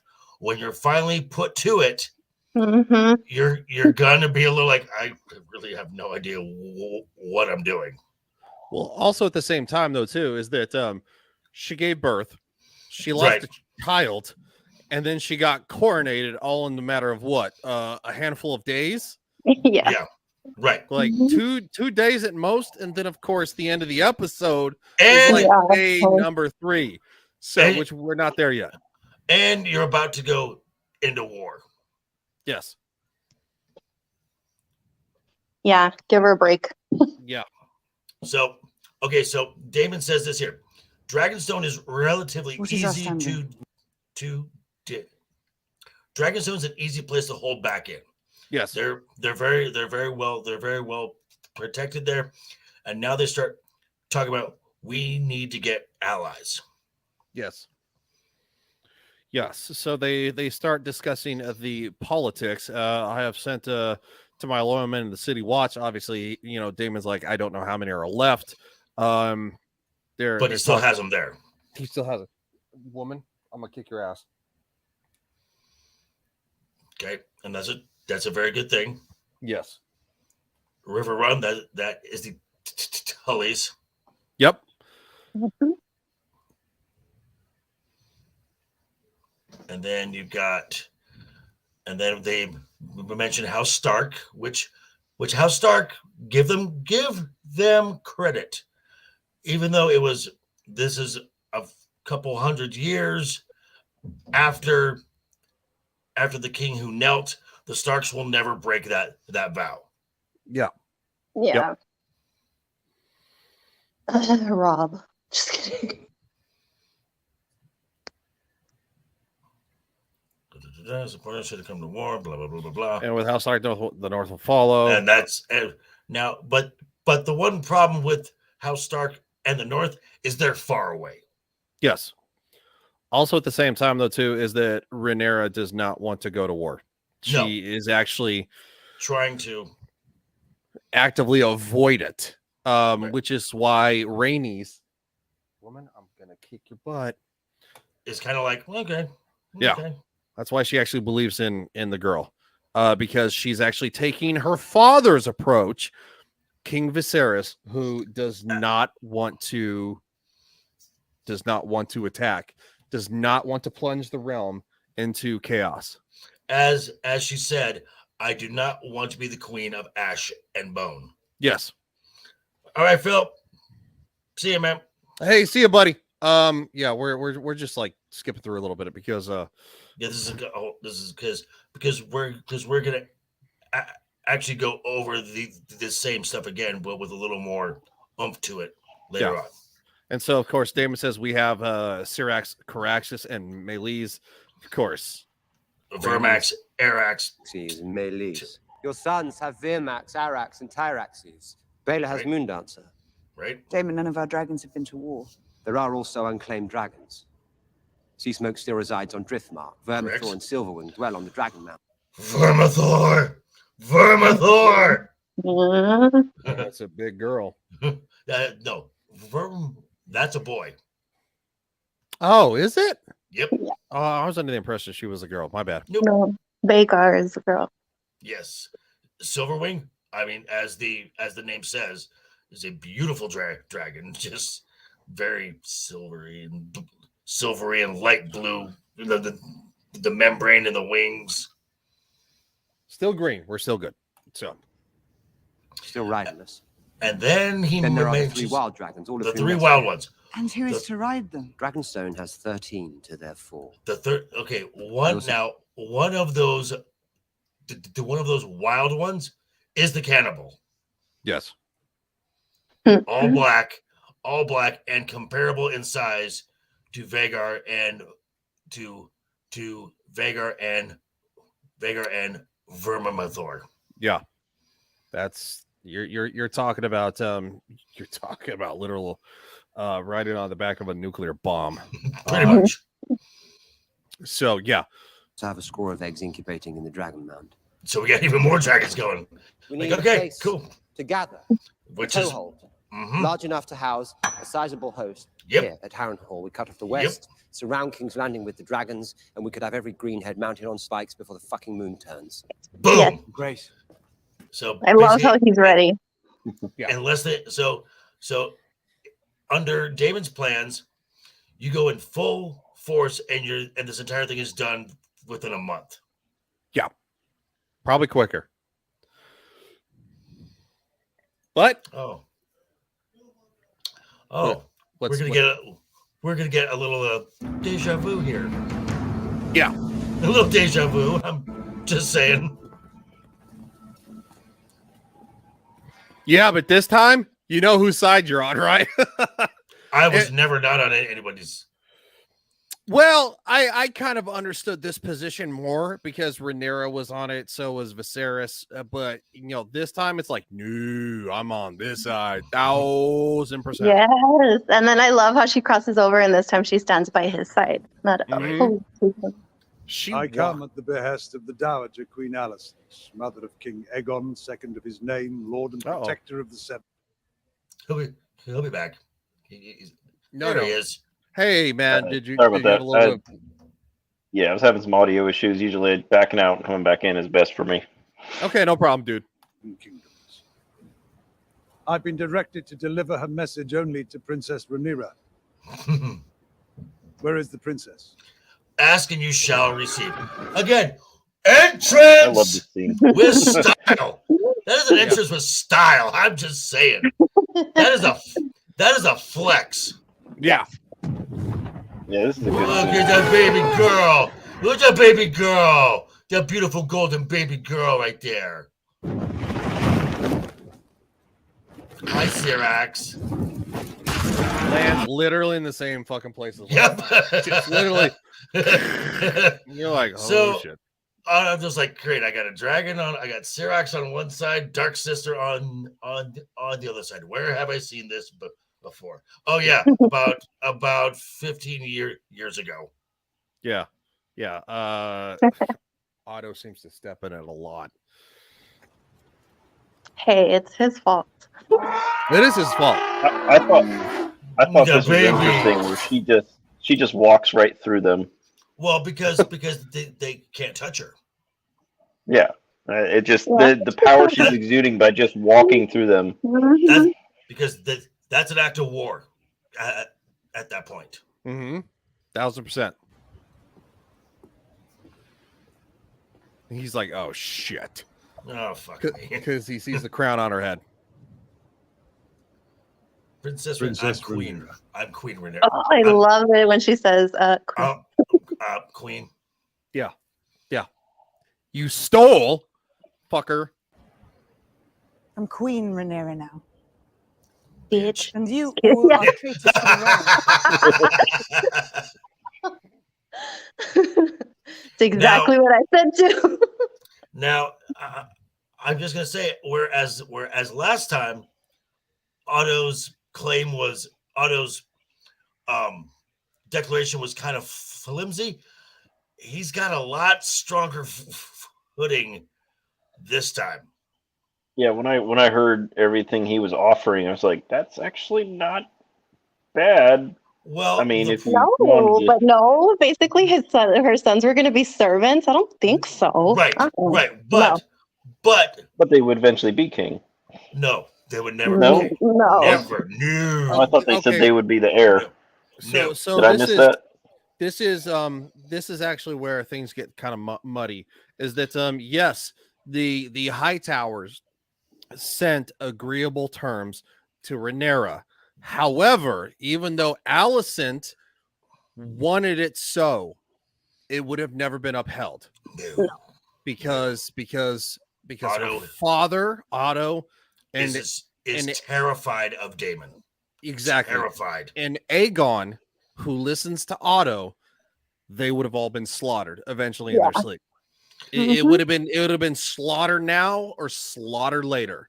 Right. There would have been no middle ground. So It would have been the Red Wedding all over again. and what I mean by what I mean by Otto is on a stronger place to talk. He said Aegon was crowned by a high septon. He has the conqueror's name. He wears the conqueror's crown. He wields the conqueror's sword. As Rhaenyra's dad said, perception is everything. So according to the people in King's Landing, Aegon is the king. I gotta ask He- the question. Go ahead. Go ahead. please. I gotta ask the question. How do you think this would have gone down if Rhaenyra and Daemon had never left King's Landing? They would not have survived. It would have been an immediate assassination plots. Yeah. Yep, absolutely. Exactly. So, and I'm just gonna say when Otto lays down the terms, your oldest, you and Daemon's children will have high places in court, a squire, a cup holder. Daemon's line after that was just so epic. I would rather feed my sons to the dragons than allow them to carry shields and cups for your drunken usurper cunt you call a king. And I'm like, Yeah. Burn. That's why he's my favorite. that is just, and Otto has to know. I mean, Otto has to know, and he's hoping. He really is hoping that something is provoked. He really is, because he wants to get rid of Daemon. He is terrified of him. Yep. There's one person that can keep Otto at bay. It's Daemon. Also, Aemond. There's one person who can keep Aemond at bay. Daemon. Daemon. You know why? Because he is the only thing that keeps Daemon calm is Rhaenyra. And if Rhaenyra were to let him loose, he would go ballistic. Which just wait till season 2. Yeah. Oh, yeah. Yeah. So all right, here we go. I tried to put the little into bed, but she told me fuck off. Okay. King Aegon Targaryen, second of his name, Did we talk this? Yeah. in his wisdom and the Iron Throne. Legitimate heir to Driftmark, King Squire. Right. Rather feed Blah, blah, Oh, blah. here we go. Yeah, This is yeah. it. This is the line. Yeah. In his good grace will pardon any knight or lord who conspired against his ascent. I would rather feed my sons to the dragons than have them carry shields and cups. For your drunken usurper cunt of a king. Aegon Mic drop. Targaryen, I mean, he's a fucking drunk. But this is why I love David. David pulls no punches at all. Yeah. No. It shows the weakness of Otto, though. He seeks power so much that he will put a terrible person on the throne. Yeah. Right. But that's the smart thing, because he's the one that's going to be whispering in his ear what to do. Right. True. But then again, a mad king doesn't always listen. You saw that from Joffrey. Well, well, you do see it, but then again, you were also, but then, It's like we want the blood. right, Oh, and it comes very close to the blood. then you are now this shows that punk rock blood, that dragon blood that's in her too, because this is something that she should not have done. Well, you know, the Targaryens have that hot blood. Oh yeah. Look Oh, at yeah. look at Aemond. You know, also at the same time, look at Aemond. He's a big boy. He's a big boy like Daemon is. Right. They have that hot, very territorial blood, almost Right. like animals. Right. Like I think- dragons. Yes, I think- like I dragons. think Nerdrotic described like a lot of the Targaryens are almost like the elves, like a darker version of the Right, elves from Lord of the Rings. They're very like angelic, but in a darker way. Yeah. Yeah, I would definitely agree. And now we get another Caldwell back. Which I will Fuck is give this? Allison this because Allison actually does still give a shit. The peace offering. Yeah, Yeah, but who cares? I was so mad when he pulled that out. I'm like, oh, so just because she gets a piece of paper, she has to forget that she just stole the throne from her? Like, It's- sorry, this is like a woman thing. Oh, okay. So please, no. Yeah, no, Lily, no, please. ladies, Lily, go. go. I'm like, Rant, you guys go. probably saw it a different way, but like, just when I was a kid and we were all younger and we all had our best friends, and this is basically saying like, remember that we're like besties, so like, you know, we can still talk this out, but no. Lily's like this bitch. Yes, I was. As soon as I saw the paper, I was like, you know what? You can tell Allison that she can go F herself because I'm like, no, this isn't best friends anymore. We're not the same people we used to be, so F off. Yeah, All right, I like it. But it definitely but takes- obviously Rhaenyra's like a much nicer person than I am, I guess. I would have already declared war like right there.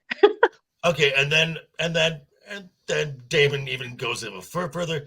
Queen Allison eagerly awaits your She'd answer. never answer now, stuffed in her father's mouth along with his withered cock. Let's end his mama's farce. And then, Yeah. Eric, bring me And then- Lord Hightower so I may take the pleasure myself. come on, baby. Come on, baby. Baby girl. Baby girl. Yeah. No. Look at that beautiful baby girl.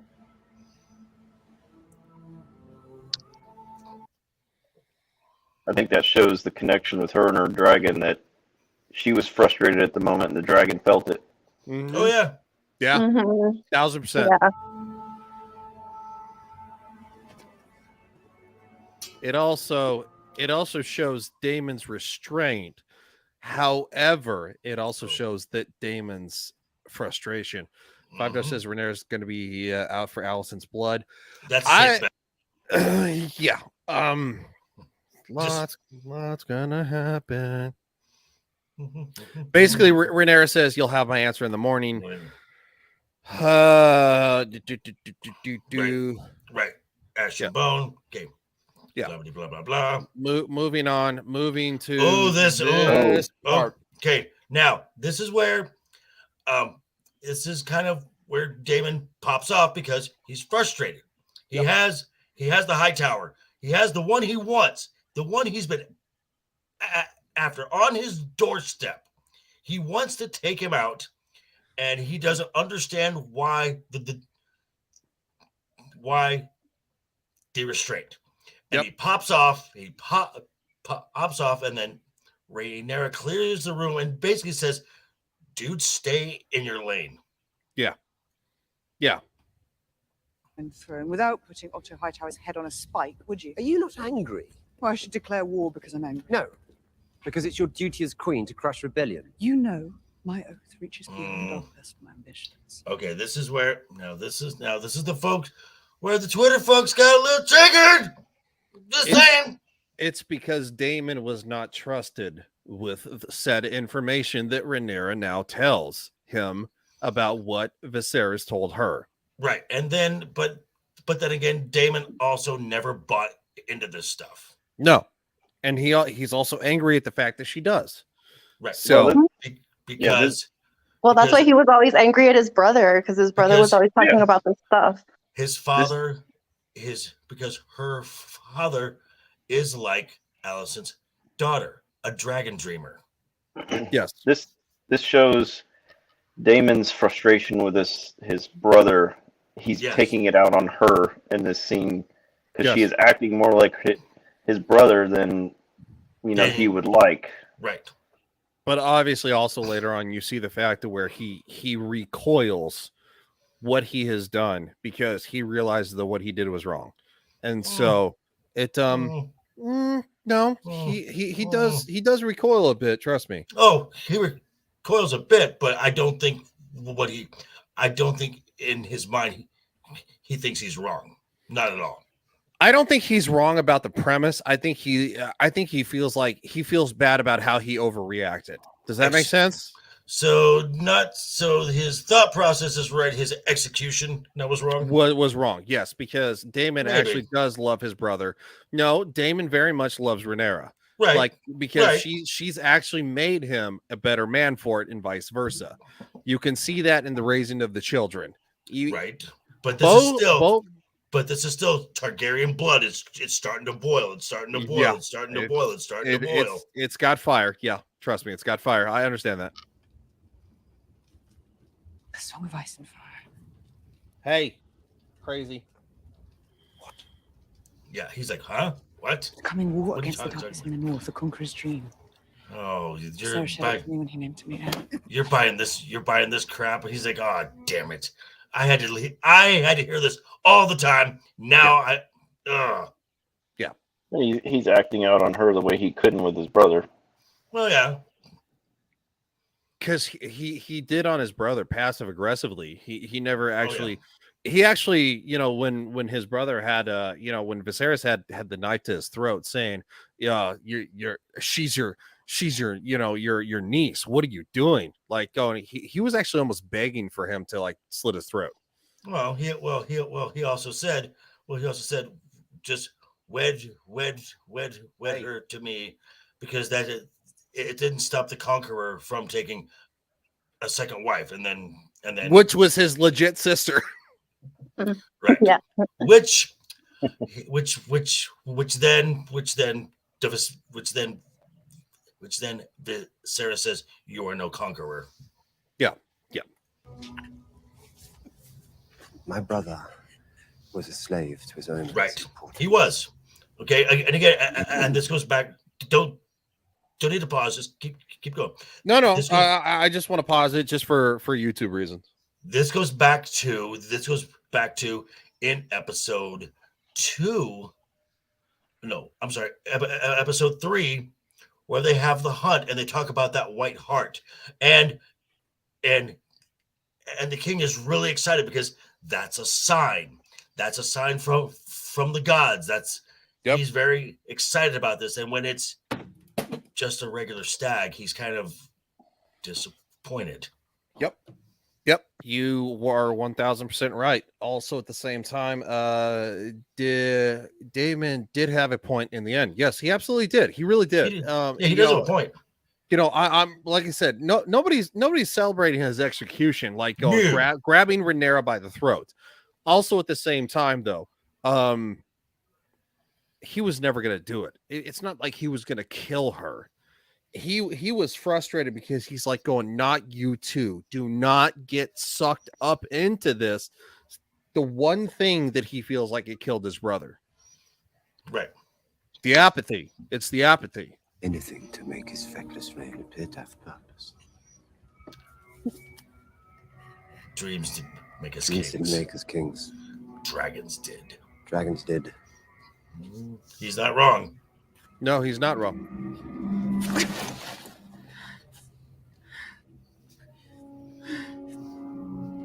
Of course, at the same time, though, that's the only time she's ever looked at him like that. Like what the fuck? Yeah, because he's only ever had love for her.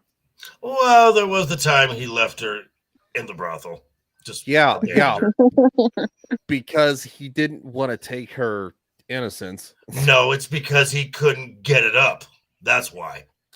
Well, in the book, he couldn't get it up. Yes, but in the show, it was because he didn't want to take her Because he innocence. couldn't get it up.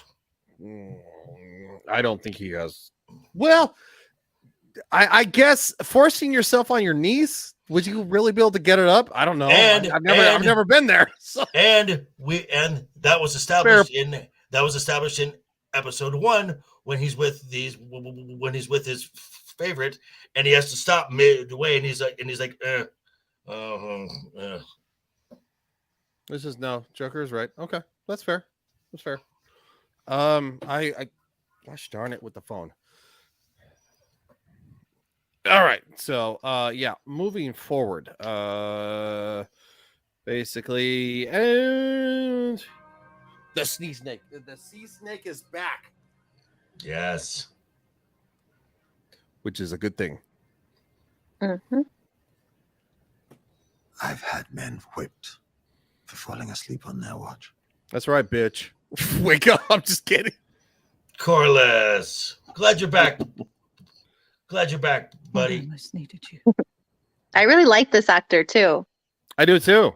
I really do I do. too. wish And- I kind of and- wish he was on screen a little bit more, just because his scenes, like I don't know, there's something about his voice and his acting that's like badass. Just for more adventure. You'll get more He carries trust. a presence. and- Always been and- my way. I will say at the start of this series, I was like, oh, okay. Glad No. I was wrong. I was wrong. Yeah, I was I wrong. agree.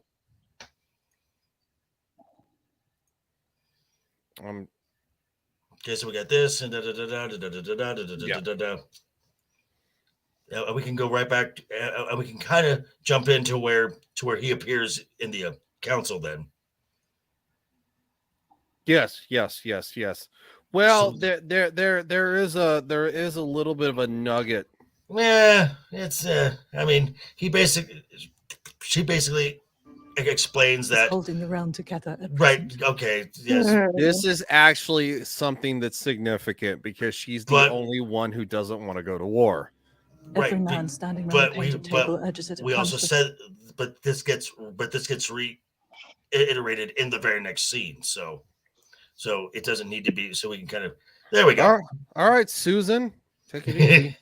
Then Varian it's Karen for and his you. wife, the princess Oh, the callback to the king. Right. Rhaenys Targaryen. Okay. Now, this is a great thing. This is a very great moment here. again. I'm very sorry about your father, princess. Mm-hmm. Oh, He that was a good voice. man. That's a good I voice got too. one. I got That's a something to add to this. Okay, Alf. So this is What's up? this is the scene where she's been. I mean, she's been a little bit nervous around some of the lords, but still confident. She asks some questions. She knows what she needs to ask. But Mm-hmm. this scene, she seemed a little off kilter around him. Like she seemed like she was nervous because he's a battle hardened commander. He's a lord, and she seems almost a little nervous explaining things around him Right, at first. and he steers her in the right. He steers her in the right direction without making her look weak. Mhm. Right. So Sorry, I'm petting a kitty. and then when he reveals what he has done to secure something up, you now have a major strategic advantage Yes. right now, because you've basically cut off the food, Mhm. a big chunk of food Yes. going to the capital. Keep talking, Joker. and this is and his fleet is very important because the only other fleet that is even on the same level is the Lannister fleet, which is on the other side of the country. So they would have to sail all the way around Dorne to get Mhm. which is going to take weeks. And by that time, so much damage could be done that there's no point. Torched. Because obviously, so anyway, you have the young ladies who are so well, these two. God she is adorable. She is adorable because she's so excited about him and vice versa. That's and cute. It really is cute. Nara, stop. God, you are a little pain in the ass. I'm so good. I am glad I got a little cat. So here. Yeah, no, I want to.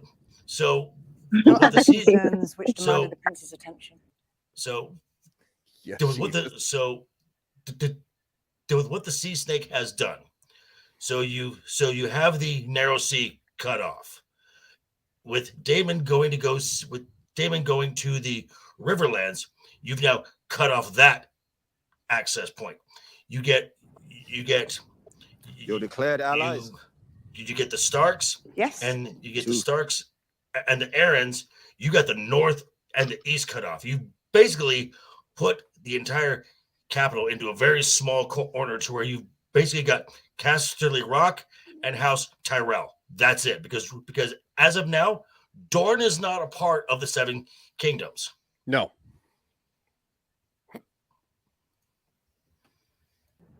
Well, we would also hope to have the support of houses Arryn, Baratheon, and Stark. Hope is the fool's ally. Right. Both Arryn and He also becomes the hand of the queen. Correct. The hand of the queen, by the way. Correct. So, because he is very savvy about what he does. Baratheon share blood with my house, but all of them swore oaths to me. As did House Hightower, Mm-hmm. if I remember. As Right. did you, Lord Corlys.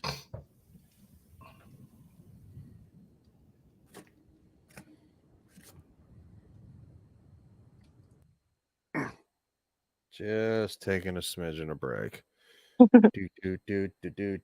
He's just cool. I just like him. He's a cool character. I do. Well, yeah, no, he's actually he's a super influential character in the books.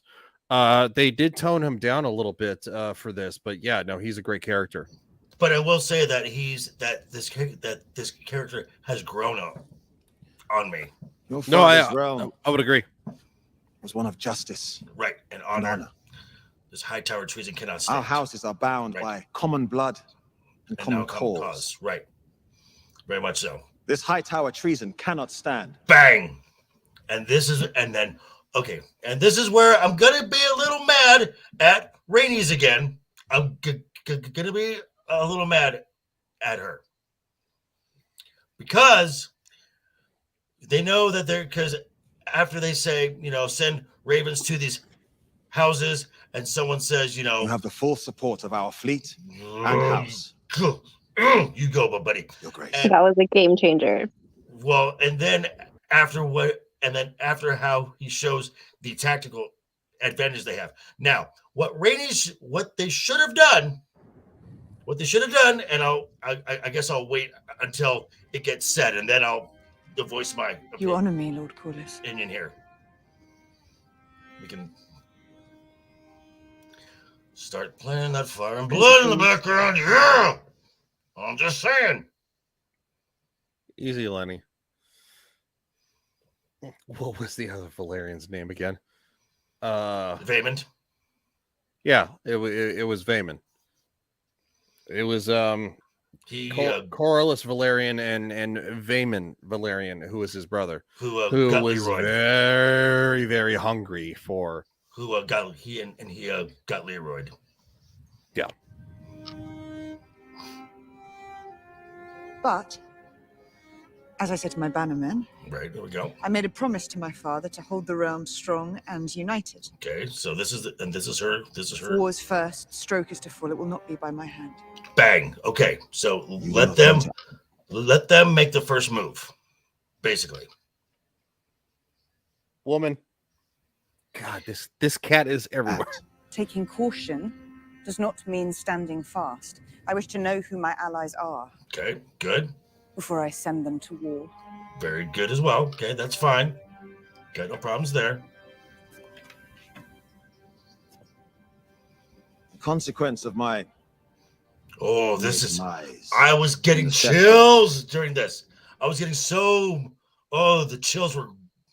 And we're starting. Okay, cool. When we get down.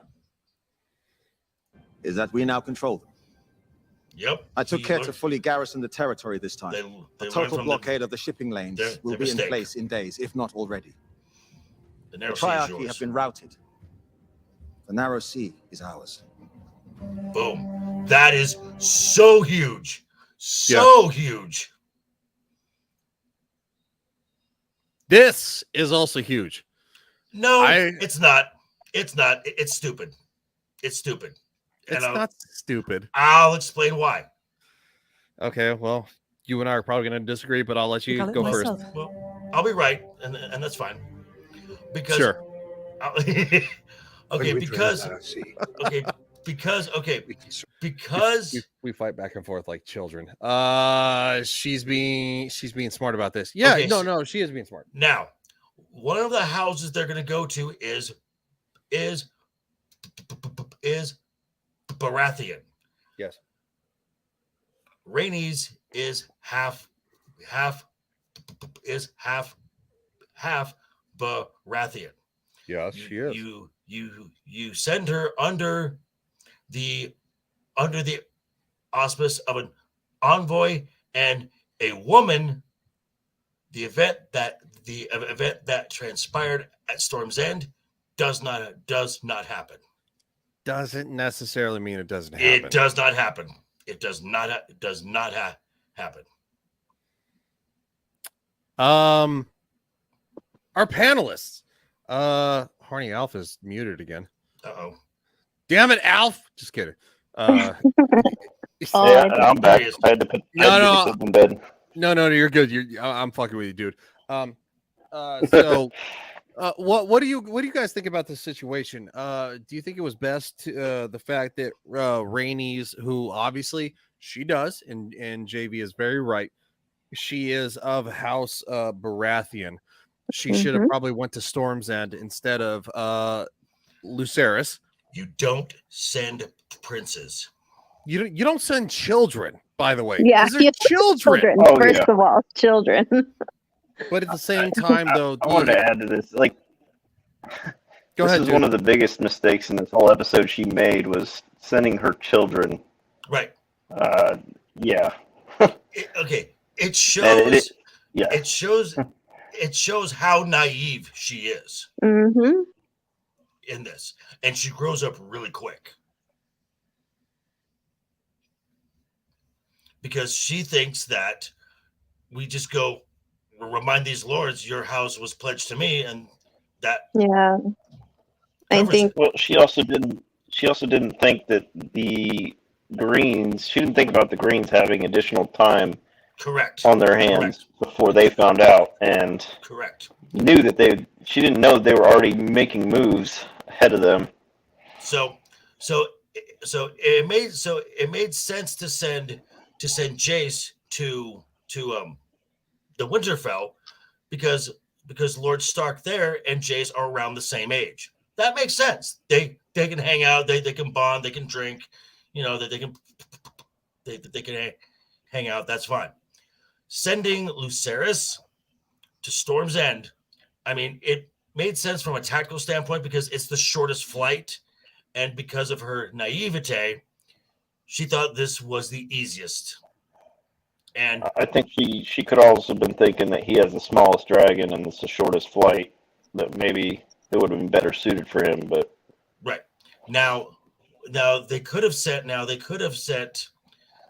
I mean, do you send? Again, I would have sent Rhaenys to Storm's End. That's just me. Yeah, I agree. The way that I saw it, I think it was just really dumb because when she was kind of telling them that she said that sending Jace because they were around the same age, that made sense, yes. But then she's telling Lucerys, the Baratheon guy, I forgot his name, that he's a very proud man and he's very blah blah blah. And I'm like, how do you think a child is going to be able to like talk to a man like that if he's not agreeing to the terms? Like, you need to send somebody who's going to be able to like charm him and tell him exactly what he wants to hear. Mm-hmm. So how does that make sense to her to send her child who's a little kid and not going to know how to speak to him? So yeah, she should have sent, if she didn't want to send Rhaenys because she's going to go like patrol, whatever, but she needs to send somebody who is capable of actually communicating with him, not a child, especially if they already know what he's like. Right, because Damon is headed, because Damon is going to be headed off to the Riverlands. He's he's gonna go shore up House Tully. The only other person you would send if Luke is too young, you send Jace's betrothed for the same reason. She is under the cover of Envoy, and she is a female. Because it's Luke that goes to Storm's End. That's the only reason. It's because it's Luke and who happens to be there. That is why those events transpired. If Rhaenys or any of the female dragon riders had gone to Storm's End, it would have. First of all, Rhaenys, if she showed up and saw Vhagar sitting there, she probably would have just jumped back on her dragon and left. She would have said, "Fuck this shit, I'm out." And if she hadn't and gone inside anyways, it would have ended differently than with Luke showing up because there was bad blood between them. Yep. Yeah. And then, like I said, they should have sent somebody who could have made a deal once they were there. Because you know how he was like, well, he's saying that he's going to marry one of my daughters. Are you going to marry one of my daughters? And instead of, coming up with a different plan, he's like, no, sorry, I'm already like promised to someone else. He has little brothers. He could have promised one of his little brothers and like made a deal there or something. But he's not going to think about that. He's a child. He's 14. He wasn't an experienced statesman. He didn't know what to say. Yeah, he's 14. He has a brother, a younger brother named Aegon. Also, Joffrey. And another brother. He has a bunch of brothers he could have married off. Well, yeah, Viserys. I mean, he's obviously Aegon. He's a little boy. He's not going to know how to negotiate. No, he was only brought there as a messenger. I'm sorry, but they set him up for total failure. I was really mad at Rhaenyra for that. Well, these two boys have been chomping at the bit to try to prove themselves to their mother. So at what point, as a parent, do you let your children, one 14, one obviously probably in the neighborhood of 17, do you let them, or 18, let them prove themselves to you to be able to handle themselves, right? You don't expect Aemond with the largest dragon on the continent, or at least the largest known dragon on the continent that's being ridden, to be there. But it's a war. They're going there to discuss a war. This isn't the time for the children to prove themselves to their mom. It's a very different time, and unfortunately, like it was said earlier, that she's so naive that she thought that they would be upholding the pact, that the oath that they made a long time ago, to just send her kids. Like, is she dumb? Like, I'm sorry, but that was the part that made me mad with her. I think she knew that the Starks would be a little more malleable, but why? So why did she send? Why did she send her youngest, most inexperienced? Rhaenys would have handled that situation a lot better. As they said in the episode, it is the shortest flight. It is the shortest flight away to Storm's End. That's why. It still doesn't make sense. He had the smallest dragon. That's what I said earlier. He had the smallest dragon. I'm sorry, but if those were my kids and that was me, I'd be like, no, we're not going to send the princess first of all. No, and trust me, I completely understand, but we also live in a very different society than technically what would be of this world. In our society, we over coddle children to the point that we have 30-year-old children who can't function on their own. I'm not saying Alice is there just is- still coddling her children. Look at Aegon. no, she turned them into monsters. God. Revenge. Hold up. But what was Aemon even doing there in the first place anyway? Well, he was doing the same thing that that Lucerys was doing. But anyway, they said this on another stream, is that Aemon was ready to do anything for his position. He didn't care who he was marrying; he'd just do it, and that's why he was there, because he basically betrothed himself to Baratheon's one of Baratheon's daughters. Yeah, he's basically Daemon Light, and emphasis on the light, and you'll see later. She doesn't want to send her children.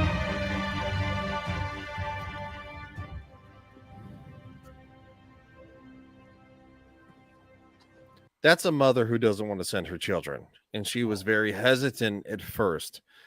And she's trying to respect the fact that they want to venture off and be men. Because at a young age, at the age of 18, I joined, well, actually at the age of 16 and a half, I signed on the dotted line to join the U.S. Army.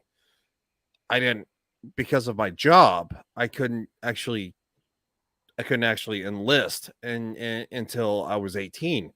But as soon as I turned 18, a month later to the date, I was out of there. Yes, I can kind of, in retrospect, looking back, I can kind of understand. So they were saying the Ravens is a less personal approach and it's slower. He had already, Otto had already told him that they were considering the offer that they put on the table. Correct. So she felt getting the dragons there was the fastest way and more personable, to have principals show up. The boys said said that. Right.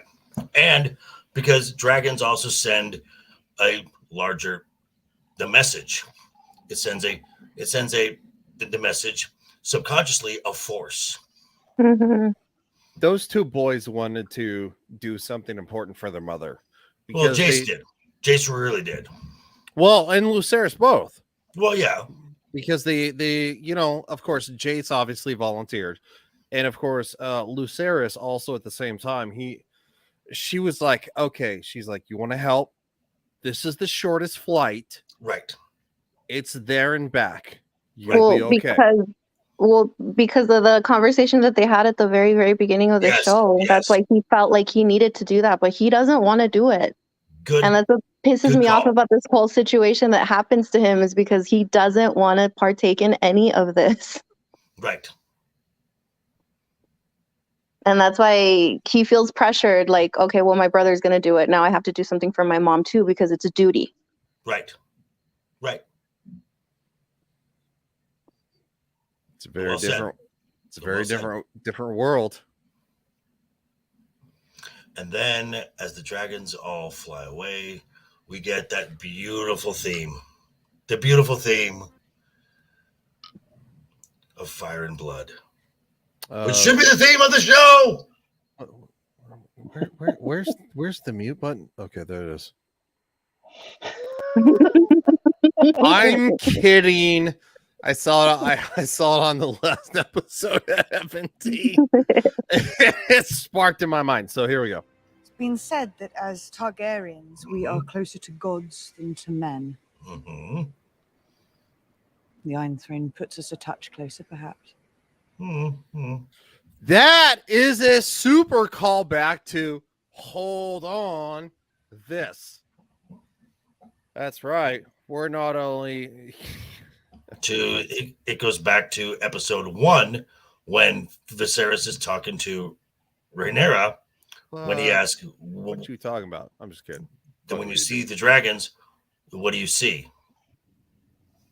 Right. There's a lot of callbacks in this. Closer to gods than to men. But they say that because of our dragons. Right. Without them, we're just like everyone else. The idea that we control the dragons is an illusion. No, that comes into play. A power men should never have trifled with. Yeah, well. But they are a power now, Brought so Valeria its doom. If we don't mind our own histories, it will do the same to us. yeah, well, Targaryen must understand this to be king. right. Or queen. Or queen. Right. Bum, bum, bum, bum. No, I'm not trying to be like, oh, good Lord. We're over 2 hours. We're almost done. We're almost done, actually. So We are almost done. We are almost done. I don't want to hold anyone up any longer than I need to. Hold on. Revenge Just says, skip this to was the good touching. part. I don't do. yeah, just Skip we to can the. get, we can All get right. to. Oh, skip. All right, woman. All right, fine. So okay, so the dragons leave, and then Damon meets an old friend who we haven't seen, who none of us have seen until this moment. Oh, that was such a good Dragons. Eternally proud man, blah blah blah. Yeah, see, he's like, he's a proud man. Like, okay, we'll send somebody who knows how to deal with him.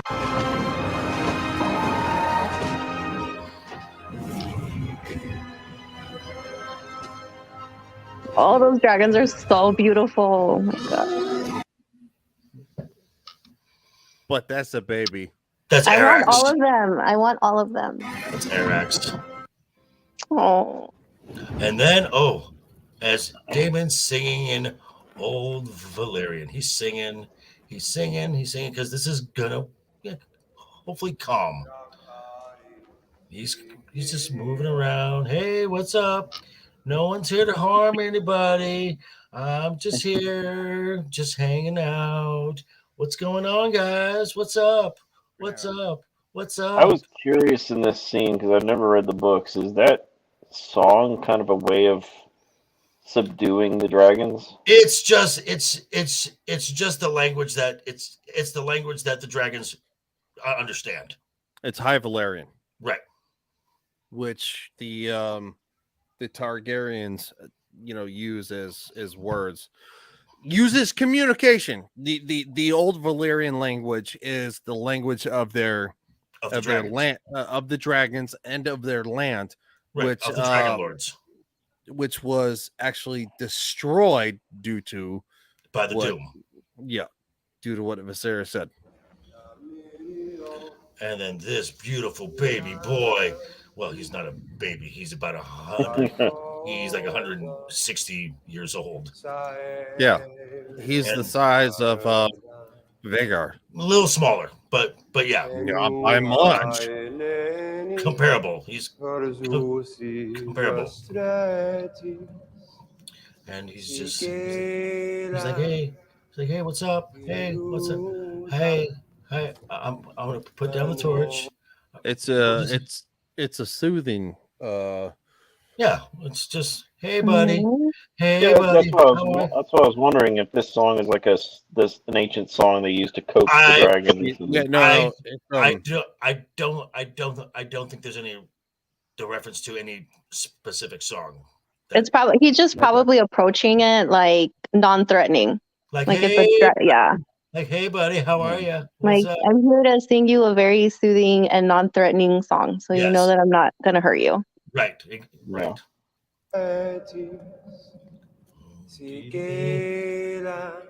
gonna put this torch down. See, there we go. Yeah. No, it's in Valerian.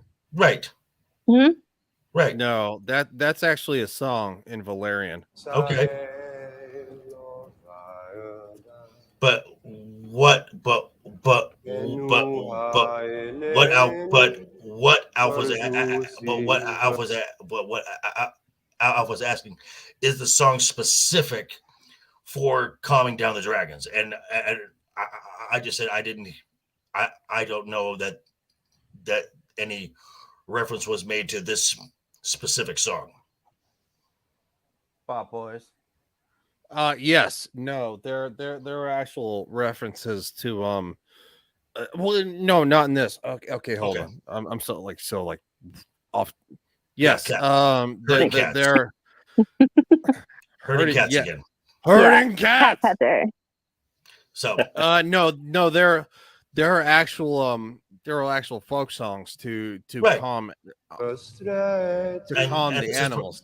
And this is probably one of those things we just don't get any specific reference to it. Yeah, no, there's no specific context.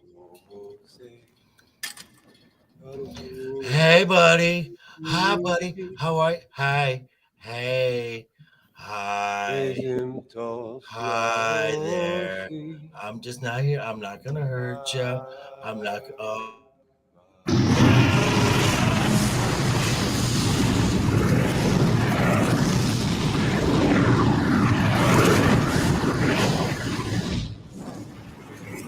Oh, you beautiful boy. The Bronze Fury. He just keeps singing. Forward to Look at that thing. Look at those teeth. Teeth are like spears. Right? Yeah, no. We're still live, not being apparently maybe the YouTube bots lighten their collective claims. So yes, very. So we're still good. Now this shows that just the bond that Targaryens have to dragons. Yes. Because Daemon has already claimed a dragon a long time ago, but when you see the eye to eye meeting, Vermithor is now more accepting. Will be more accepting of a rider, or will be a riderless dragon to kind of be his wingman. Yes. Mm-hmm. In a sense. Yeah, I mean, we saw in Game of Thrones how Daenerys was able to use the dragons without riding them. Right. You know, Yes. they listened to her commands. Yeah. It's kind of like flying artillery. Yeah. Mm-hmm. And he's just beautiful. The baby boy. No, that was Yeah, so cool. I like. Okay. This I Oh, know. here we go. Okay. All right. Now, Easy landing. a little thing about Storm's End. Storm's End, under the normal, just from the location that it's in, should not exist. They literally tried to build 100 castles, and none of them could stand. And apparently, what was it?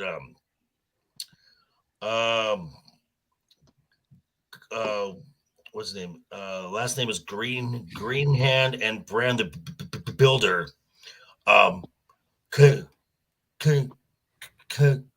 constructed Storm's End, which should not exist. It's kind of like the pyramids. Like the technology didn't exist back then to make that happen, but yet here it is.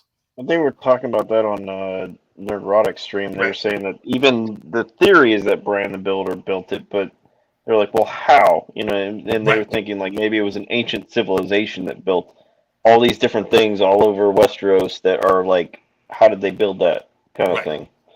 Exactly. All right, let's do this. Okay, because there's a shot here that is just the money shot of this entire series. Money shot. Here we go. I think I know which one you're talking about. When he gets off his dragon and looks back. Hold on. He's like, hey, Arax. Hey, Arax. Good boy. And there it is. Oh my God! Godzilla. Just the size of that thing. Because right there, you get to see some scale of just how big Vhagar is. Yeah, Big it's as a castle. Godzilla. I mean, Vhagar. Gojira. I mean, I would have just gotten on my dragon and left. Vhagar is larger than that court area. Mm-hmm. I mean, she's probably larger than the keep itself. Oh, This was a he's so super, scary. super tense scene. yeah, awkward. And again, if Aemon was not here, or if you sent anyone else, the series of events that followed would not happen. My wife never watched Game of Thrones all the way through, and when she saw the scene, she's like, "Oh, I hope nothing happens to the boy," because she liked him. I was like, I had watched it the night before, so I was like keeping my mouth shut. And it's for a marriage pact. Okay, now again, now this also shows how Rhaenyra is naive. She goes with just honor your oath. Where Otto, who knows how politics work, knows that he has 4 daughters. So he has to be able to retain any power in the realm, he has to marry them off.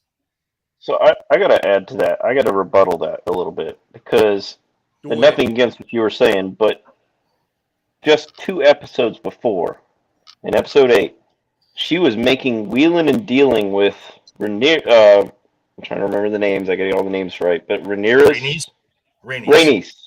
When she was begging Rhaenys for a deal and she was marrying off, she should have known by this point. Right, she should have.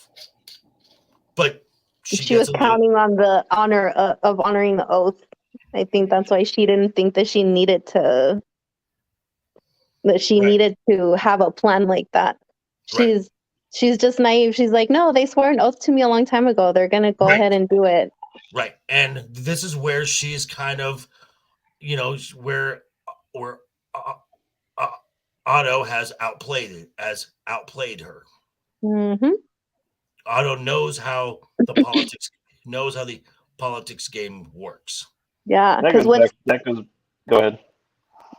Oh no, I was just gonna say because what's he gonna get out of it when he honors his oath? I mean, everyone wants something. Nothing's for free. As he says, so you come to me with empty hands. Mm-hmm. Now, if you go to someone like, say, the Starks, that's a different story. They're much more honor bound, and really the folks in the South don't value the Starks that much. I mean, yeah, they have the North, which is the biggest area of the 7 kingdoms, but they view the folks in the North kind of like savages. Yeah, the North is the biggest area, but they're the least populated. Right. Yeah. So it's kind of like Los Angeles and the Montana.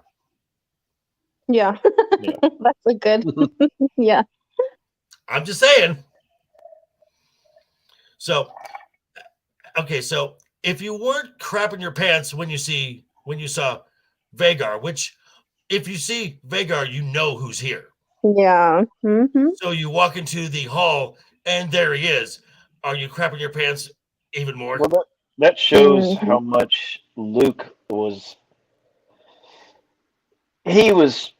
You could tell at one point he was probably like, "Should I just go?" Or you knew he was showing some bravery at this point. He's like, "I got to go on because my mom, my mother needs me to do this." Right. I mean, honestly, he probably should have got back on his dragon and left immediately. Mm-hmm. Or left the note with the guards outside and just left. Yep, pretty much. You're like, you know what? I'm gonna leave this with you. I'm gonna go. Go ahead and go now. Cool. So I'll give him that. He's brave. He's brave. Mm-hmm. Foolish, but brave. Mm-hmm. Foolish but brave. Money shot. She is humongous. And Montana. Okay, so I was describing how Luke came with empty hands. He had nothing to offer here. Where Otto knows how. No, I heard that part. Yeah. So what I was saying was, now if you go to somewhere like if you go to say the Starks, that's a much different animal there because the Starks are very honor bound. Yes. And yes. And yes, they control the north, but the north is very big, but it's very sparsely populated. It's like the south. It's like the southern kingdoms are Los Angeles, and the north is the Montana. No, I understand the reference. No, I appreciate explaining it to so we're almost done here. So we're gonna take it home. Go, go. I'm already betrothed. Right? Good boy. So you come with empty hands against her foes. Now, is it just me, or does he remind you of Robert? Just a little bit. I think they probably did it on purpose. No, I don't think he does. I think Yes. he does. Oh yeah. Very proud. Where he has his hair proud, pulled back. Very proud. Very proud. Very. Of course, it seems like he's illiterate. Well, No. Robert is not that cruel. Robert is a pragmatist. No, not it. Yeah, I don't think like Not the way like- that he's acting, like Not like that, but just the general look and the kind of the personality. He's a very proud man. He's a very boisterous man. Very, very Robert. No. Was I disagree Robert. because he comes across as cruel. Was it meant to be? Was it meant to be expressed that Baratheon in this scene is illiterate? That he has to have a maester read the note for him? Yep. Sorry, hold on. You would think most lords would be educated.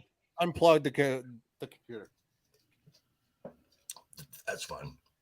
You would think most houses would make sure that their lords and their ladies are educated, and well, you would think that's medieval times. That's how it was. They were the ones that could read, and you would think, but then again, there are some houses where the lords are out hunting and they have other thoughts, priorities. Right. Damn cats. So here we go. So we're almost there. We're almost there. We're almost there. We're almost at the door, and then we hear, "Wait!" And it's like, "Oh fuck!" Yeah. Oh, I was like, run, just go, don't look back. just go. Just oh no. Okay. I think this is where all of my anxiety started. Well, it started when I saw Vagar, first of all. Right. And then it's like, this is not gonna be good. like Like I said, my wife at least 3 times during this whole set of scenes was like, "Oh, I hope they don't kill him." Has she seen Game of Thrones? She's seen part of the first season, which is going back to what you guys were saying, is that people are going back and watching Game of Thrones. I'm thinking about trying to get her to go back and watch it. Because if you watch She Game of only got through. Thrones, She only got through season 1, and she was kind of off put by all the nudity. And I'm like, just get through it. yeah. When you get to a certain point, that kind of dies off.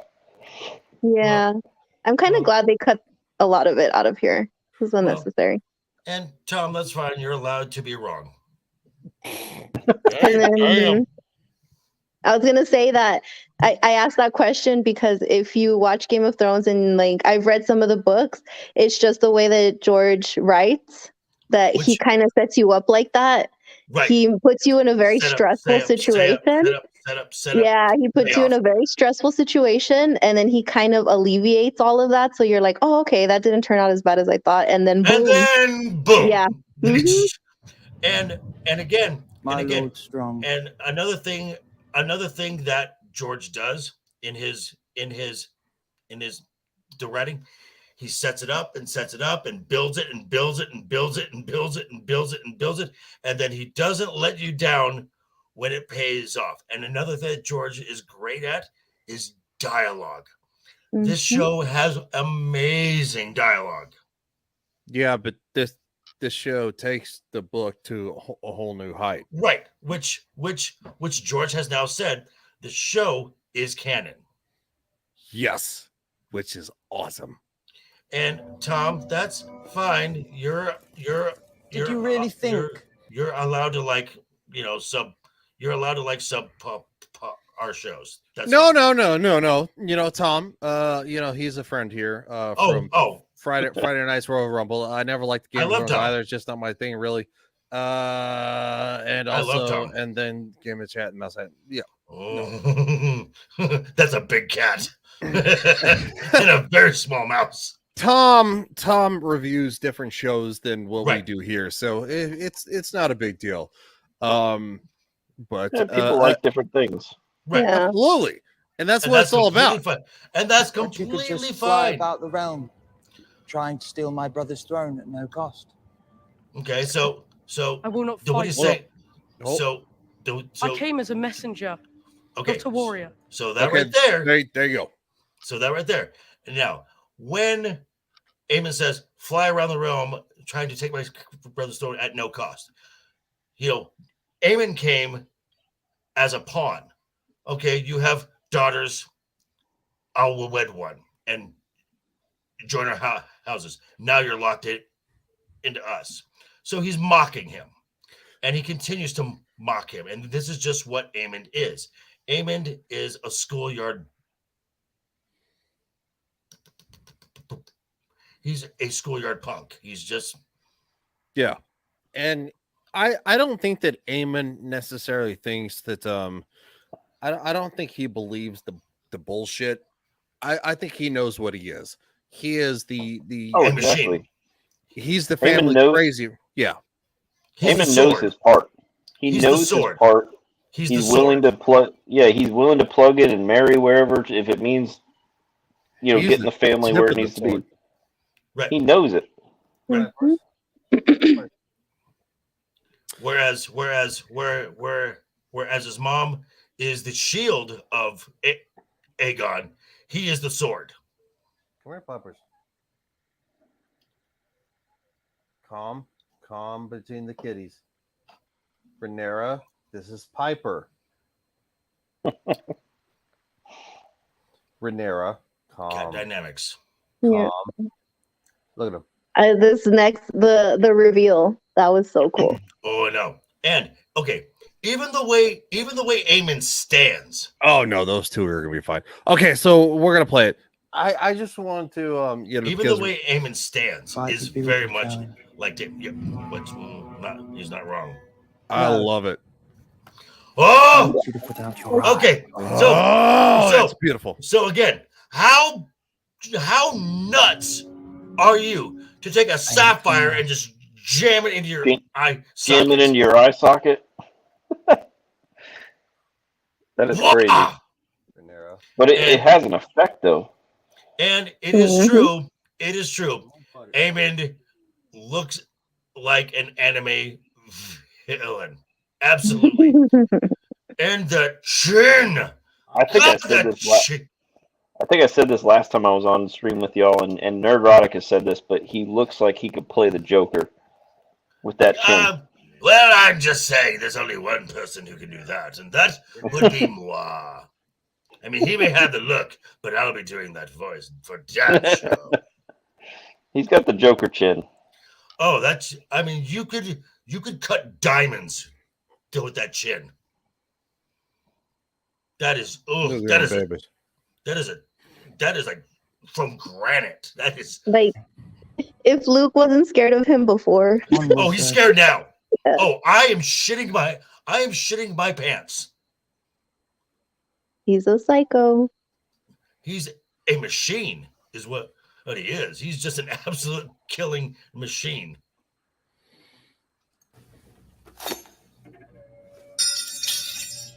I would not blind you. I plan to make a gift of it to my mother. And then Luke is like, "No, I'm good. Nope, I'm going." No. Then you are craven as well as a traitor. And then there we go. Good job. Or I will take it, bastard! Not in my hall! He looks like Robert. The boy came as an envoy. All right. I'll not have blood shed beneath my roof.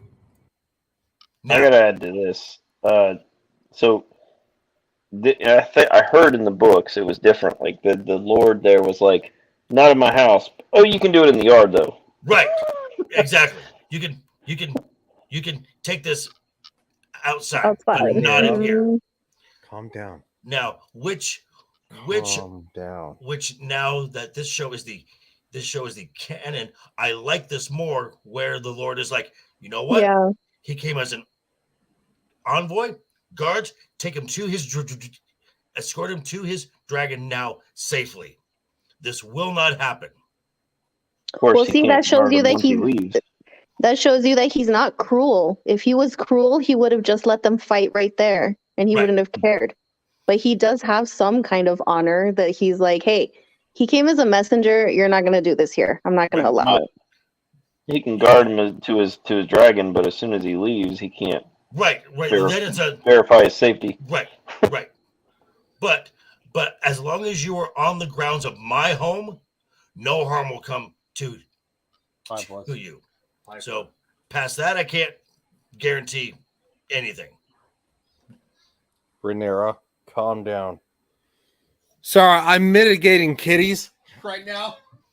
Why don't you just put one in? Yeah. Another. No, bathroom? because go in the bathroom and close the door. Right, Yeah, exactly. just leave them in there. They let them cry. No, because they're my fucking cats, and it's my channel, and I'll do what the fuck I want. How about that? Whatever, Fuckers. fine. Just kidding. Now, okay, so I'm yelling for the sake of bloodshed. And so now we're gonna be. And so now, visually, to where the scene goes after that, when Prince Lucerys back to his dragon. when Luke is running out and there's the rain and his cloak's flying around. Hold on, please. That was a good scene. Please. That was sexy. Oh, Aemon's like a That is snake. such a good Okay, now this is key right here. This is key because we got rain, wind, a storm. If the dragon's gone. Okay, if we were in exactly the same conditions when he arrived, the result is we get a much different now result because the Vhagar big, powerful, yes, slow. Arax is fast, extremely fast. I've also heard the dragons don't like rain, so that's why he was trying to calm the dragon. Right, because no. Arax is like, I don't like this. I don't like this. His dragon was also nervous because I think he knew that something was going on with the other dragon. Yeah, because Vhagar's not there anymore. She's gone. So this dragon is like, wait a minute. So fast, Arax. Also, at the same time that the dragon feels what the dragon rider feels, so that's why Arax He's nervous. is He's nervous. Yeah. And poor Arax is trying like, okay, all right, buddy, all right, good, I got you. Here we go. Oh, that shot is gorgeous. And then, so I know we're just gonna play along until we see that shot. That shot. You know the shot I'm talking about. Yes. Whoa! Scary shot. I mean, this almost plays out like a horror film. Yeah, it does. I gotta say it though, the special effects in this versus Rings of Power are just light years of difference. It's not even close. And let me just reiterate: a third of the budget. A third. Yes. Rings of Power is a beautiful dumpster fire, executed dumpster giant piece of shit. Yes, but the problem, it may be beautiful, but this show looks beautiful, but it also looks lived in. Yes. Yeah, exactly. Yes. Exactly. Like Rings of Power looks beautiful, but it looks like a bunch of just fake environments for the show. We're looking.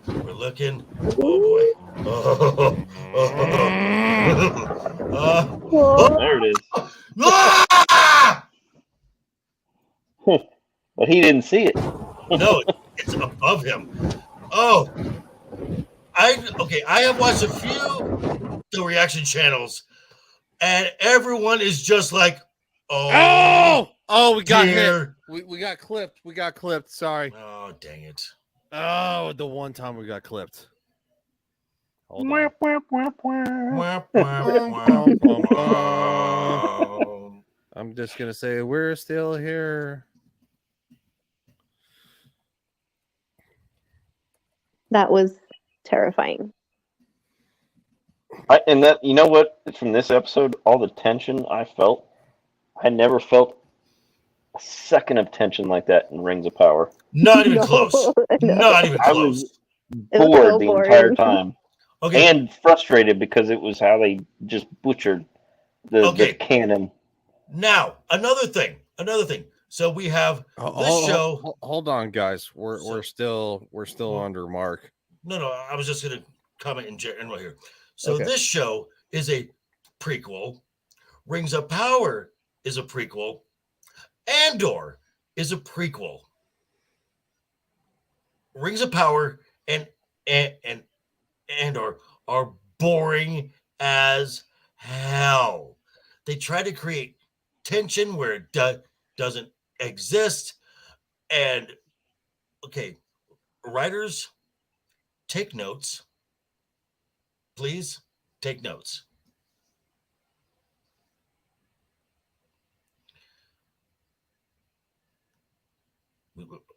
Are we still? No. We're still clipped. Oh, they're grumpy about this one. Oh boy, here we go. Oh no, it's not going to be that kind of grumpy like the last time. Oh, come on, HBO. We're saying good things about it. I know, right? We're not. It's not HBO. It's YouTube. Yeah, it's Oh, come on, It's YouTube. Mama Susan, who sucks a giant fucking penis. I mean, I don't think we're back yet, but Mama Susan still sucks a giant penis. She's a fucking giant cunt, and I hope she fucking stumbled. Dude, we're back! Woo-hoo! All right, we're back. Woo! All right, hey, Mama Susan, fuck you. All right, I hope your vibrator malfunctions and electrocutes you in Minecraft to death. In Minecraft. Only in Minecraft. Only in Minecraft.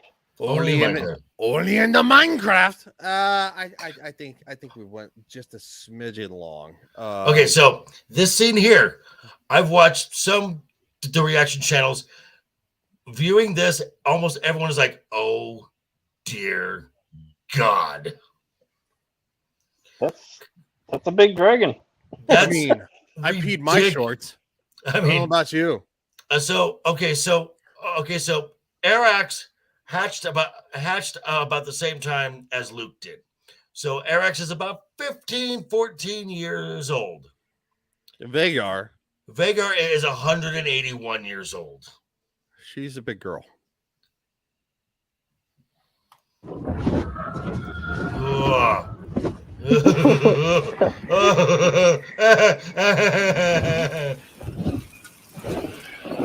And then Gonna pause it right there because we got clipped once. Gonna slightly shift forward. Oh, too far. I'm just kidding. Oh, and then we come out. Do it. Whoa! And now, here we go. So we got this, we got this. And yowza! Chomp. That's a lot of goddamn teeth. Right. And now you hear Aemon like laughing. He's toying with Luke. He's toying with yes. Each of those teeth is like they took us down again. Oh shit. We're gonna have to take a longer break. You can do what Gary does and just do the 10-second fast forward and talk about it. Well, and that's what we actually did, but we're on the list right now. They got us tagged. We're on the bad boy list. Yeah. No, they actually tag you if you go too long, and then of course you're on the list to be Is it just bots that track you and then they? Yes. Like, I can't imagine it's a person. They got like servers No. and bots and just. No, it's all bots. God, you guys suck. What? YouTube is so Fraggle Rock and Amel. Yeah. So it is. I'm monitoring it. So let's talk about station wagons and how they relate to modern man. Does anyone make a station wagon anymore? They do. The last major company to make a station wagon in the last 20 years was Dodge, the Magnum. Yeah, that's true. I didn't think about that. Come on.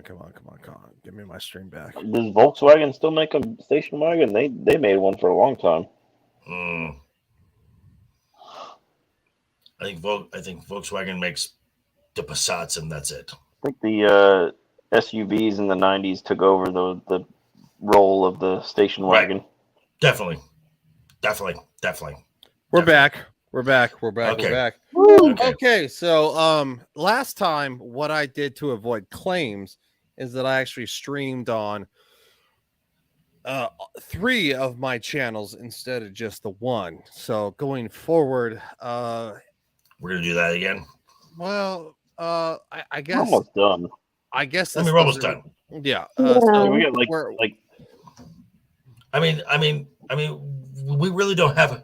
I mean, there's one visual moment in this so we really don't have to go through. I mean, we can just go through. So Arax is a much faster, much smaller dragon, which is why it goes into the rocks and can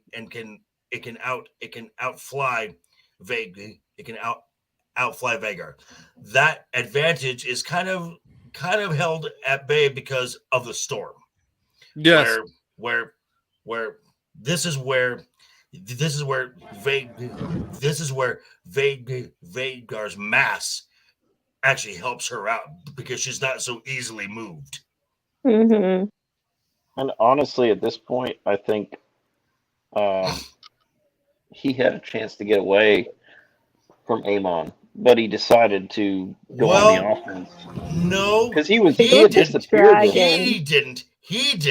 Yeah, the dragon. Arax did. Mm-hmm. Yeah, they both right lost there. control of their dragons. Right there. He didn't have right to here, do that. right here. Because you hear Luke go, no, Arax, no. Yeah, Because both of them lost control of their dragons. Because again, this goes back to what we just showed. To control a dragon is an illusion. These are still animals. Okay, now Vagar's now pissed. The dragon went dragon. Dragon went dragon, and Vagar's a salty bitch, so she's not gonna take this well. She's not salty, she's grumpy. She's an old lady, she's grumpy. Mm-hmm. She's a salty bitch. It's fine. She was telling the kid to get off her lawn. Right. Pretty much. Yeah. Now, we don't know oh my God. This is where I knew it was all over, where it was all sunny and beautiful. Now, we don't know exactly how high that is, because if it's up to a certain level, it's going to be harder to breathe, and it's going to get really cold up there. I'm just saying. The height of the clouds, though, would mean that it is still somewhat breathable, and I'm just saying. I'm literally okay. And here it comes. Mm-hmm. No Vagar. Brum, brum, brum, brum, brum, brum. Oh, this makes me so sad. And it's just, he's looking around. No. Oh God! Ah! And at that point, it was just the dragons were doing their own thing because Right. Vhagar was like, I've had enough of this little pest. I'm gonna get rid of it. And I was watching this again at my bar last night at work, and someone said, "Is he dead?" And I'm like, dude, hello. No, he's in Narnia now. He bit right through the dragon, right where the saddle is. That's where Vhagar bit. Yeah, there's nothing left. And he did a second chomp. Aemon to Vhagar. No. Because Aemon is now like, oh shit. Well, that's what he said. That's exactly what I said. The look that Vhagar gives at the end, it was like, Aemon oh does shit, that. what did I just do? Yeah, Aemon is like, oh shit. Because I don't think Aemon wanted to kill him. He just wanted to scare the shit out of him. No, he didn't want to kill his nephew. No. That's his nephew. Right. He may have a vengeance toward his nephew for the eye, but that's still family. But that's still family. It's like, motherfucker, I'll take your eye, but that's and when he did that, they can't, right? Because that's like a big old thing. They can't be a kinslayer. A kinslayer, yes. And when he So did now that, he's a kinslayer, and he's a kinslayer, and he committed a war crime. Yes, and he killed a messenger. And when he did that, he realized I caused the entire realm to go to war. Yes. It was over. And at this point, some folks are like, well, would he just, would he say let's say he would say, oh, well, it was self-defense. It was self-defense. No. Aemon has to fully own it and just say, yes, I killed him. And they said this on Nerdrotic last night that I think this episode would have done a little better if they'd shown one scene where Aemon is going up to his mother and telling him what happened. She's like, "What have you done?" Mahler said this, yes. And then pan to his mother, mother receiving the message that his son was dead. They might put that in season 2, though. I hope. And hopefully. right now there is some fisherman at Storm's End who is getting dragon parts. Oh my god! Yeah. Oof. This was right here. Yeah. He's such an idiot. What the fuck did I do? Which is just looking at the YouTubes. Which then is just compounded by I think we're good at this point. You just skip to her. Which is just Rhaenyra's look of kill them all. Yes. Yeah, the look she gives when she turns around, she's like, all right, screw what my father did. I'm gloves are off. This is war. Now, a lot of folks said, well, how would they know? How would they know? Daemon has a Raven Scroll. So, if there's dragon parts falling down, again, we don't know exactly how much time has passed here, but I guarantee that Storm's End is going to send a Raven to Dragonstone saying, we had no part of this. This wasn't us. This wasn't us. Do not burn our keep down. Yeah, that's probably No. He was probably killed instantly because the jaws of that impact. animal. The impact of that animal would probably crush not only the spine of this smaller dragon, but of Lucerys himself. Yeah, and the little head. Yeah. Oh. So that's not a way to go. I guaranteed first chomp, Lucerys and Arax were dead. Yeah. It didn't take a second chomp. The second was cut just the body in. Vhagar being mean. Just to swallow it down. Yeah. And now again, so you can just go to her look, because at this point, it's on now. It is on. I like that they show that she takes the news and she kind of looks like she's gonna fall over. Right. She stumbles right there. And then she's like, I guess she gathers up all that anger and she's like, wait, it's on. That's it. Right. But But any reservation she had from what her father taught her was out the window. And as she said, if this comes to war, the first act will not be by me. Guess what? It wasn't. So now it's on. On like Donkey Kong. Like, and this is where she becomes the version of her from the books. Right. And so Lily, you've read the book, right? I haven't read this book. I'm actually gonna start it because I'm still reading something else right now. Okay. So Ryan, you did, right? Mm-hmm. Okay.